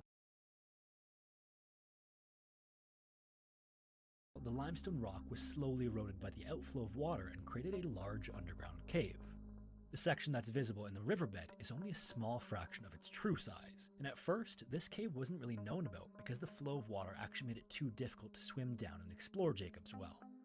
As the current slowed, divers and scuba divers were finally able to get into the water and start to explore the freshwater blue hole. For the most part, people from the area come to swim in the river and cliff jump from the edge, but as there always are, some people just can't help themselves and need to see what's down below. Over the years, as a result of some of these dives ending tragically, Jacob's Well has developed a reputation for not only one of the deadliest dive sites in Texas, but also in the entire world. In early September of 1979, a group of friends planned to camp out one evening and complete a night dive of the well. Since they intended to explore the cave itself, it didn't really matter if it was light or dark out, and at least at nighttime they'd be free of any swimmers to disturb them. So at around midnight on the 9th, the group entered the water and made their way down to the bottom of the first chamber at around 25 feet. In their group were two friends, Kent and Mark, who were both experienced and had dived Jacob's Well before. For some time, Kent had been thinking about the true depths of the cave. You see, Jacob's Well is actually composed of a series of descending rooms or chambers that get progressively smaller the deeper you go. From the first chamber at 25 feet deep, there is a small corridor to the west, which connects to a second, larger chamber. This descends vertically again to a depth of 55 feet, and then at the bottom is a third horizontal chamber. This room descends diagonally once again to around 75 feet, and this is where it gets challenging. Separating the third and fourth chambers is just a narrow opening that you actually have to remove your tanks to get through. At the time, Kent had heard conflicting accounts of what was beyond this small opening. Some people said it was just a dead end, and others said it opened up to another large chamber. He also knew that at least 4 divers hadn't returned after trying to explore this section, but Kent was just one of those guys, and the promise of a potentially large chamber was too enticing. So Kent and Mark made their way down into the third chamber, and not far behind them was another man named Joe. Eventually, Joe could see that off in front of him, Kent and Mark were inspecting the small opening to the fourth chamber, and without hesitation and to Joe's horror, they started pulling their tanks off and backing into the opening. Even crazier, they didn't have backup lights or a safety line, and it wasn't even clear what their plan was because no one had discussed doing this. It's not even clear if this had been Kent's plan all along, or if he'd made the decision impulsively after seeing the squeeze. Either way, by the time Joe made his way over, all he saw was Mark's light disappearing into the darkness. Joe quickly flashed his light back and forth to signal them, but Mark didn't even look up before he was out of view. Sitting there stunned, Joe knew that both of them were wearing steel tanks that had less air capacity than the aluminum one he was wearing. They were also traveling deeper in, meaning that the rate that they'd be consuming air would be quicker. And so soon enough, he checked his gauges and realized that if he was low on air, their situation would be much, much worse. In a last effort, he banged on his tanks with the back of his dive knife to try to signal them, and then, before he was too low on air, he grabbed his light and dropped it into the narrow opening to the fourth chamber, hoping that it would help them find their way back. With that, he turned around and made his way to the surface, not knowing whether they were alive or dead. This was unfortunately made clear to him as he sat on the water's edge, pulling off his gear, when the water turned a deep, murky brown. This meant that either they were panicked and kicking up massive amounts of silt, or there had been a cave-in or a gravel slide. Either way, Joe was pretty sure that Kent and Mark wouldn't be coming back. Several hours later, rescuers were on the scene and preparing to perform a body recovery. Even by the time they'd arrived, the remaining group members had been in and out of the water searching desperately for the two men, and by then they were all exhausted and in shock, and they still hadn't seen any sign of Kent or Mark. As the recovery team stood at the water's edge, they contemplated going in right away or waiting until morning. From what they were told by Joe and the others, it didn't seem like it would be that difficult to rescue, and it would be dark in the cave whether it was morning or night. But the man in charge of the rescue, Don Dibble, was still unsure of the condition, so he sent down 2 divers to assess and see if they could even locate the bodies. What they found was that not only could they not find them, but that the opening to the 4th chamber was almost completely closed off by gravel. They eventually returned to the surface and told Don about how bad it was, and that's when he made the decision to wait until the following day to have a bigger crew and better equipment. At around 10 a.m., they were back on the scene with a full team, and pretty quickly, divers were in the water with trowels attempting to clear some of the gravel and widen the opening. Unfortunately, this seemed to do almost the exact opposite. With every push, more gravel seemed to slide in and take the place of any pushed away. After several hours of little progress, Don decided to go down for himself and see if he had any better ideas. On his way down, he dropped a spare tank at the bottom of the 1st chamber, then at 75 feet at the bottom of the 3rd, while also running a safety line the entire way. Then, as he swam horizontally across the 3rd chamber, he and the other diver he was with scanned the ceiling in case the bodies had floated upward. Finally, they made it to the entrance to the 4th chamber, which was in fact covered by a large pile of gravel. He then checked his pressure gauge and saw that he had about 10 minutes of air left, so he decided to see if he could take a look into the 4th chamber and see anything. He then grabbed his safety line and held onto it as he sort of wedged his head and shoulders into the crevice. Unfortunately, he couldn't really see much other than the occasional piece of gravel kicked up by the water current, and right as he realized what he was seeing, he had a split second of panic as he realized that the current and his body could dislodge this large mass of gravel, and basically right as the thought went through his head, his torso and arms were pinned in place. In just a second, the entire area was completely silted out, and his arms were so stuck that he couldn't grab his safety line. He also couldn't signal to the diver who'd come in with him, nor could the other diver see in all of the silt. Don, being the expert that he was able to stay calm, but he could feel his breathing rate increase as he exerted more and more energy trying to free his body from the gravel. Then, horrifyingly, he took a breath and no air came through his regulator. He pulled again and nothing, and then water started to enter his mouth. The sudden realization of what was happening caused him to spasm involuntarily, and this was so violent that it freed his arms, and then a split second later, he was met with a regulator being shoved into his mouth by the other diver. He immediately inhaled almost as violently, and in doing so, swallowed about half the large breath he took. This was another huge mistake. That breath was taken under the massive pressure almost 100 feet into the water, so as the two made their way to the surface, the air in his stomach expanded and expanded until his stomach was the size of a basketball. He tried to burp to get the air out, but nothing came out, and then by the time they finally surfaced, he screamed out in pain. Don was rushed to the hospital and then immediately into surgery, but in just the few-minute trip to the surface, the air had expanded so much it ruptured his stomach. It would take several weeks in the hospital before he finally recovered, but thankfully he would fully recover. In the meantime, while Don was in the hospital, another local diver took over the rescue, who'd been involved in several other rescues and had sort of acted as the landlord of Jacob's Well for a period of time. The first thing he did was head down to the last place Don had been to get a better look at the situation. He would end up finding Don's light in the area that Don had gotten stuck and realized that the only way to get into the 4th chamber would be to remove all of the gravel. 2 days later, a bunch of equipment was brought in, including a recompression chamber, a large vacuum, and a series of ropes. Soon enough, a large hose was snaked down to the gravel pile and the removal process began. The hose took care of the smaller debris, while divers placed larger rocks into bags and pulled them up by a rope to the surface. As with before, this was not an easy task. Much of the gravel was replaced basically as it was pulled out, and what was initially expected to be a one-day job quickly turned into a full-week operation. And by the end of the week, tensions had started to rise between city officials and the dive company over the cost of the operation. In just that week's time, it got so bad that rescue operations were eventually halted. A diver with a camera was then sent down to see the progress that had been made and if the 4th chamber was accessible. When the tape was played back initially, it seemed like after all the effort, they still had nothing, but then they noticed a concentration of fish in a specific spot during one of the frames. After watching it back several times, they were able to make out a tank valve and a regulator, which they thought belonged to either Kent or Mark. But despite locating them, the issues between the dive company and the city were irreconcilable, and 12 days after their fateful dive, the search was called off. Several months later, Don was recovered and anxious to get back into Jacob's Well, but not for recreation. He wanted to make sure that no one else could end up like Kent or Mark.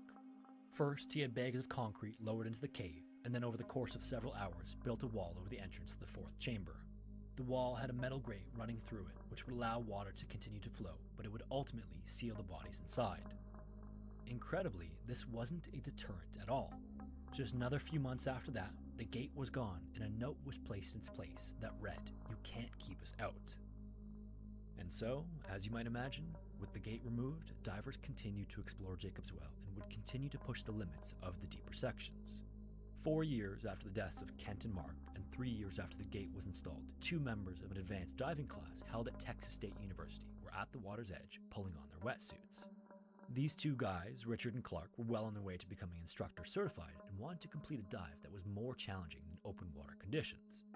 Like others before them, they made their way through the first 2 chambers and then across the third and up to the squeeze where the gate had previously been installed. Now it's not What's up, clear King if divers Con? were moving No, I the don't play with well viewers, and I'm watching or videos right now. Either way, by the time Richard and Clark were diving that day, the crevice was widened enough for them to enter. So the 2 of them pulled off their air tanks and began shimmying backward through the narrow crevice. Richard went through first, and then Clark was going through afterwards, and his tanks got snagged on some rocks. He twisted and pulled, but eventually he had to let them go to join Richard on the other side. When Clark came through without his tank, Richard immediately handed him his regulator, and then the 2 of them started buddy breathing. Unfortunately, this meant that this was basically the official end of their dive. They couldn't really do much exploring if they were buddy breathing, and it was just much safer to come back at a different time when they both had tanks. So they both squeezed their way back through the opening and started making their way horizontally across the third chamber, passing the regulator back and forth as they swam. Then they entered the second chamber, and here's where they made a huge mistake. Another thing about Jacob's Well that makes it so dangerous is that, like other limestone caves, there are tunnels and passages that snake off from the main chambers. That's why it's crucial to use a safety line to ensure you know the way back. In particular, in the second chamber, as you ascend toward the exit, there are 2 passages that look very similar. One of these takes you directly to the first chamber and then out, and the other is something known as a false chimney. It ascends almost exactly like the second chamber, but instead of exiting, you hit a roof instead. So as Richard and Clark quickly swam to the surface sharing the air tank, they accidentally swam into that false chimney. Soon enough, they were butting up against the ceiling of the passage, wondering where the exit was. And as they felt around for an exit, not realizing what they had done, and like Don Dibble a few years prior, all of a sudden, pulling air through the regulator felt like pulling air through a straw. Horrifyingly, their only air tank had just run out, still several dozen feet from the surface. Without thinking, Clark just started swimming hard back in the direction they came from, around the bend, into the second chamber, into the first chamber, and then his head shot up through the surface as he gasped for air. Then he spun around and looked back and forth and realized that Richard wasn't with him. He sat on the surface, waiting desperately and looking into the water, but within a few minutes, he knew it was too late. Richard's body was later recovered from inside the false chimney by Don Dibble. Don would even say that this recovery was particularly emotional for him because the 2 of them were students of the advanced diving class he taught. In class, he always emphasized that cave diving and open water diving are different, and this was a perfect example of why that was the case. But again, despite the numerous tragedies that had taken place at the well, divers continued to dive deeper and push the limits of what was possible, and a select few individuals would actually make it beyond the legendary fourth chamber. On the evening of February 26, 1984, 2 scuba instructors, John and Danny, and an experienced caver named Wayne, entered the cool water at Cypress Creek. These were experienced and trained individuals, and they had brought all the equipment to make a safe and hopefully groundbreaking attempt. They got through the first chamber and then ran a line from there. What's up, all Trey? the way How's to it the going? Third chamber. They started a new line after that, which went horizontally across the third and halfway into the fourth. Once they were in there, Wayne and John removed their tanks and checked the air pressure, and then Wayne started into the narrow opening of what has come to be known as the fifth chamber. This fifth chamber is even smaller than the fourth and is more like a tunnel than a chamber. It's just 5 feet wide and 2 feet high and requires that you push your tanks out in front of you as you move through it. As he did this, he unspooled a new line as he went, and then John followed in behind him, taking pictures along the way. At the same time, Hello, Dan Bastel. entered the How fourth about chamber you behind them do to that, maintain bro? the lines, as they had discussed prior to entering the cave. I'm doing good. Thank you for They also asking. planned to swim around and explore the fourth chamber and look for a set of tanks left by 2 divers who had drowned back in 1979. Eventually, John and Wayne made it through the fifth and then into the sixth chamber and out of view from Danny. As far as I can tell, or at least what's available online, this 6 Bastel, I think I'm gonna stop playing, well, not stop playing games, but I don't think I'm gonna like main once they were out of view, games Danny got to anymore. work scanning the fourth chamber and found that it was more like a small room about 8 feet high and 10 feet wide. Incredibly, he would manage to find the tanks, which he quickly tied to a line, and then he also moved toward the fifth. It's like nothing to play, everything's boring. Like Apex is, you know, fun to a certain extent, but I'm just bored of it. Just how small the passage was. Bored of gaming in It general. was so narrow that he had to stay flat on his stomach, and despite his best efforts, Am I going to play Apex? No, probably not. I should probably change my title and thumbnail and stuff, actually. Danny started to get a little bit more anxious about the situation he was in. Took a deep breath, grabbed the line, untangled it, and then pushed himself back into the fourth chamber to wait for the 2 men instead. In the sixth chamber, Wayne was extending a 100-foot. Yeah, games just are not that much fun anymore. Mainly because like. Soon visibility started to get bad in that chamber as well. Oops. Despite not being able to see. I mean, I want to play not shooter games, but there's not much at the moment. So I'll probably just be doing like, I don't know, food or something along those lines. Signaled to him that it was time to go back. So John turned and followed the safety line back into the fifth chamber, and about midway through came up to a set of tanks that were stuck in the opening. On his way out, Danny had decided to just leave the tanks because they kept getting tangled in the line and caught on the rocks. Then between John pushing and Danny, yeah, that is true, Bastel. Managed to dislodge the tanks and continue on. First through the yeah, so basically I think I want to do like, you know, like teach people how to buy foods that at first, John assumed you know, are good for you. Back on after moving through the fifth chamber. He hadn't signaled anything to the contrary. But I need to find a way to make it not depressing because learning about food ingredients is like so depressing, it's crazy. They could start their decompression stops. Then about halfway through decompressing, yeah, that too, Bastel. And the two of them started to get really worried. At that point, they had basically just enough air to Supermarket Simulator? Really? That's funny. I haven't seen that. As they waited, they just stared off into the dark tunnels, hoping to see Wayne's light off in the distance. But tragically, it never came. The two men eventually surfaced with no idea what happened. Wayne's body was discovered the following day at the entrance to the fifth chamber. His mask was in place, his tank was by his side, and he was lying directly on top of the safety line. To this day, no one knows exactly what happened in his final moments. Hello everyone, welcome to Scary Interesting. Thank you so much for watching, and hopefully I will see you in the next. Yeah, so this is like in Austin basically. This dive site here.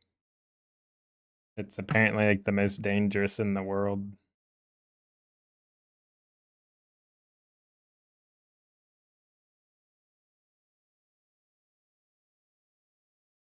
Or one of them. Oh look, what the heck? Raw sewage, that's what Bastel eats. And drinks.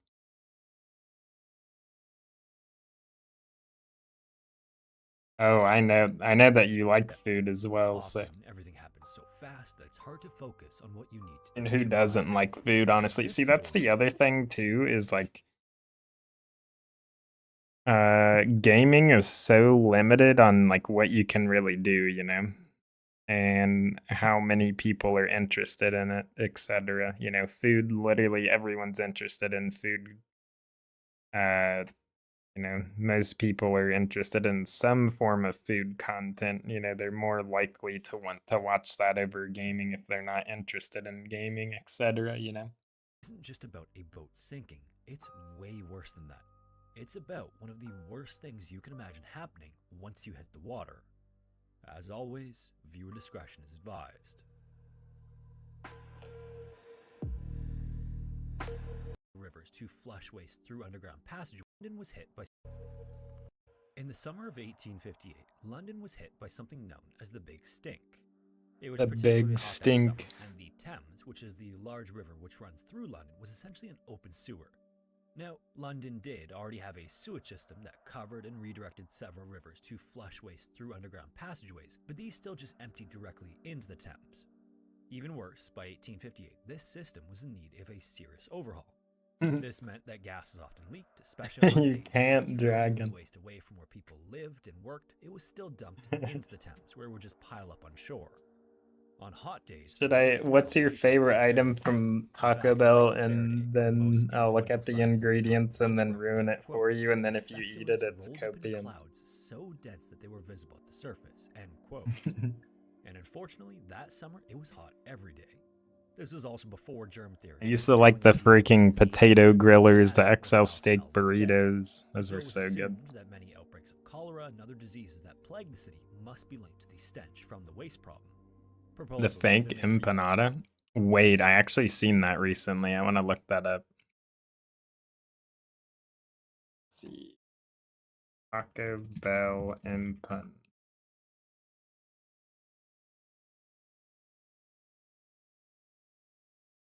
Is it the cheesy chicken crispanada?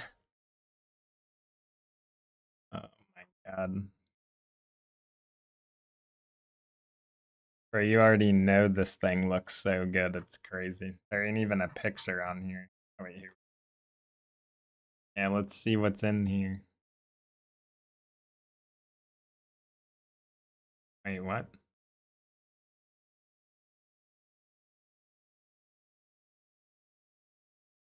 Whoa, wait, what the heck? I did not notice that. They're like $5 really on here. It says it's supposed to be $3.90, $3.49. Wait, you're getting scammed. That's why that's right there. Some hoopla, bro. Not in Carolina, really? Yeah, that's crazy. Okay, let's see. Menu. New. Yep, here it is.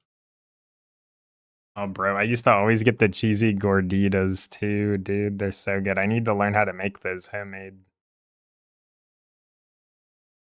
I think it would be cool for me to do, like, I don't know, something like plated the food. Can I actually click on this? I don't think I can. Wait a minute. Is there no ingredients list?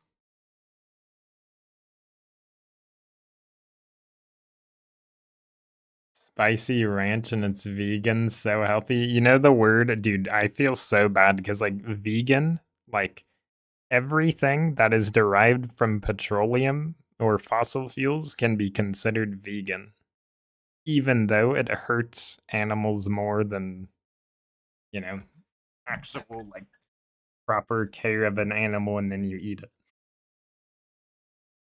Where are the ingredients? Is there none? Can I not see any ingredients? That's why the V is green. True.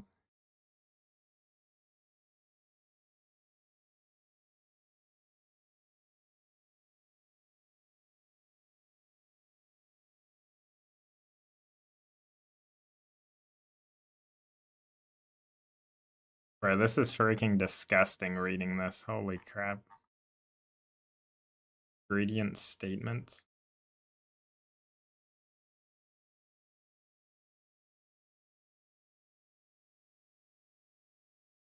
Oh, here we go. So, wow, we actually get to see what's in all of this. Chicken, blah, blah, blah.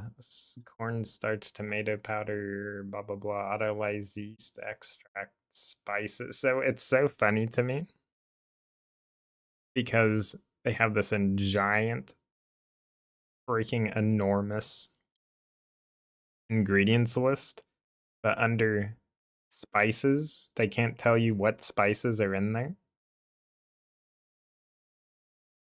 Yeah, bro, this is not good. Of course, like we all knew that it would be like this.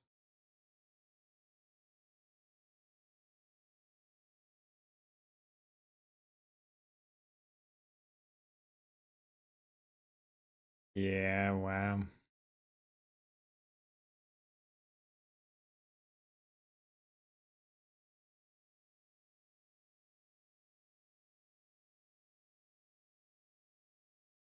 High fructose corn syrup, of course, in all of the drinks. Yucca Mojave extract. What?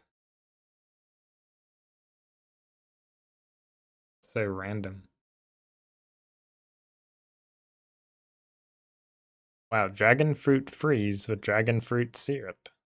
The syrup is corn syrup, and then high fructose corn syrup. There's two different types of corn syrup. Which all of it's bad, but holy dude.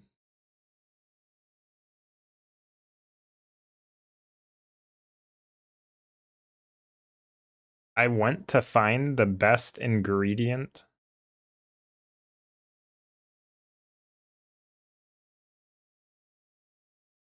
Well, I can always tell that right away, Dragon, that none of it's ever worth it. Yeah, it tastes good. It's literally like if I think about it, right? If you have a freaking like, I don't even know.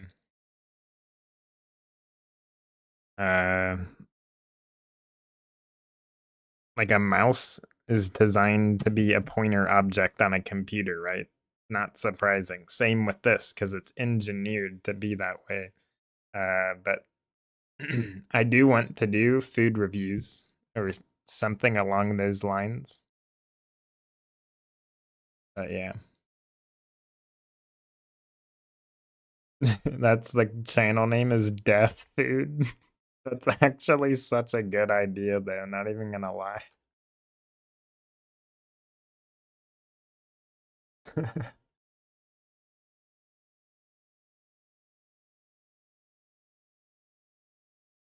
Okay, I think wait, I was gonna say, oh, I think this is the best ingredient, the chalupa so far, but no, not at all. For some reason I thought just that was it, but that's just the flatbread. Like there's carrageenan in there. Where did I see that? Oh my god, bro. This is the sour cream ingredients? Bro. You know, sour cream is literally just supposed to be cream. That's all it is. Like what? But all these are fillers to make it cheaper. And because it has so many fillers in it, they have to add a flavor back into it so you even taste anything.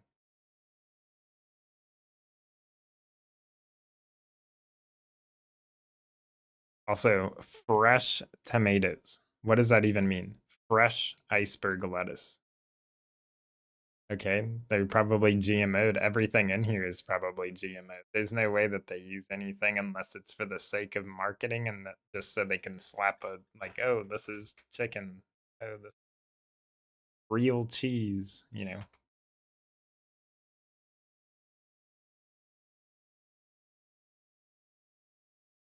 Let's see. Cheesy gordita crunch. Let's see what's in here. It's gotta be terrible. Yep.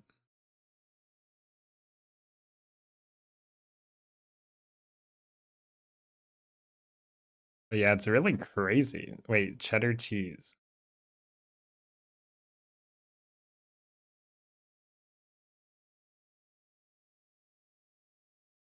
Okay, how are they allowed to just say anti-caking agent? That's it. That's crazy. Crunchy taco.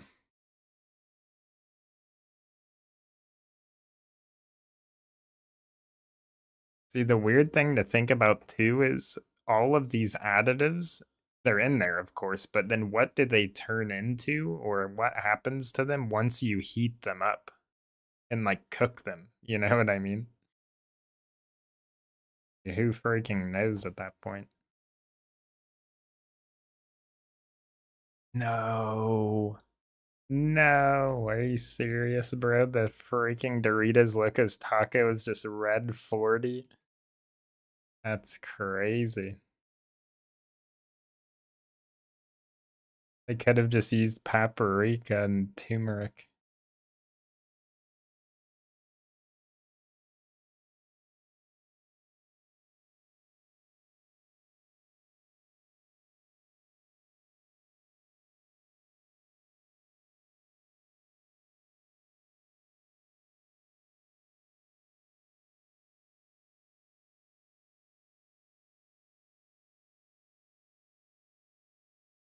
I love how it's called ingredient statements as well. That's how you know they're like, they just don't care about their ingredients. And went to like hide it away basically. Ingredient statements. That would, you wouldn't even think to be like, oh, ingredients, click here. Oh, blah blah. There is no nutrition in here.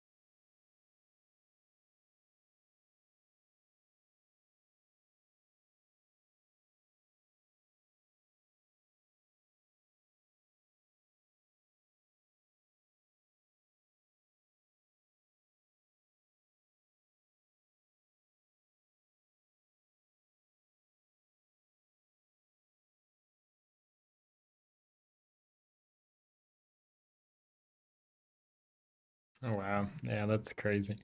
Scrims are in 30 minutes. Wonder how people are gonna do. Like you can't even avoid it, like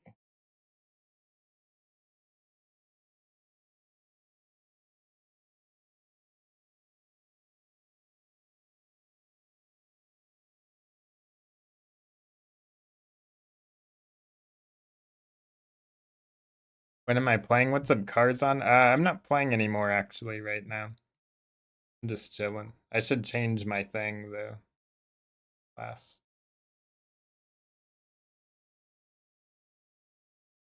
Yeah, this is disgusting, bro. Reducing stows.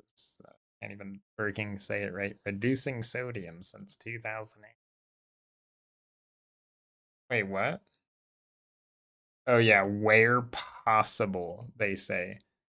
We removed artificial flavors and colors and replaced them with natural alternatives where possible. That is a freaking flat out lie.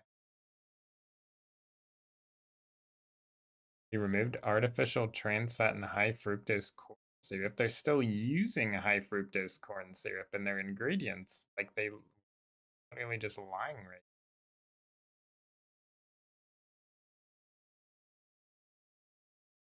Cage-free eggs.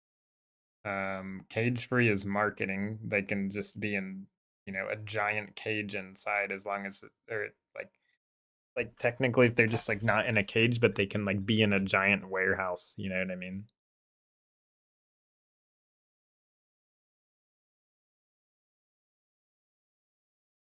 We even received the Good Egg Award in 2020. What?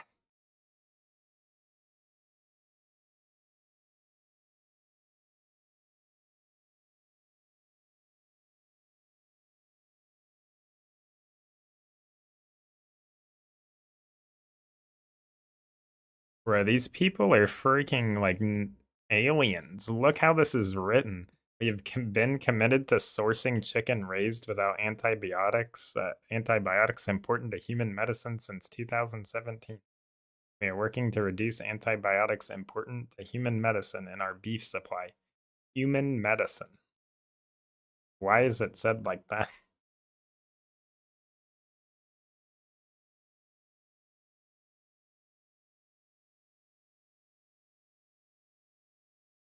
Oh yeah, the Mountain Dew Baja Blast Zero Sugar. Yeah, what's in freaking there then? Let's see.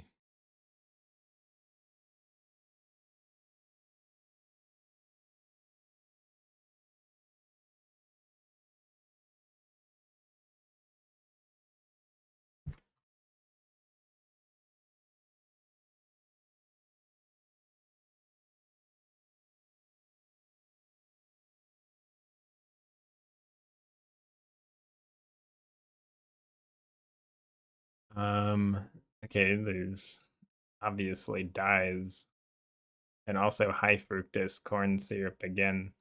But the way they're able to get away with that is because these aren't technically Taco Bell's products. So that's how they're able to get away with that, basically.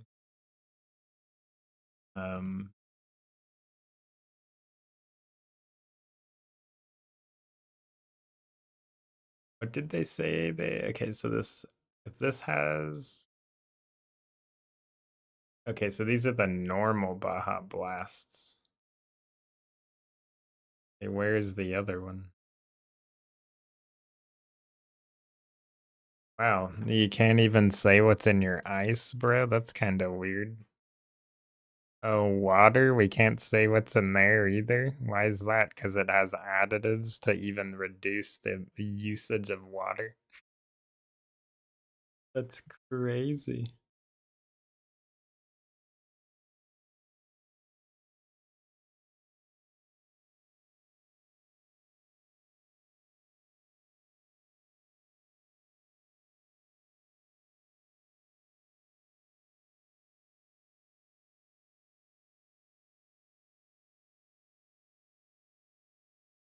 Wait, so where's... Oh my god, bro. I remember these Cinnabon Delights. Okay, this is the coffee. But... And where's their...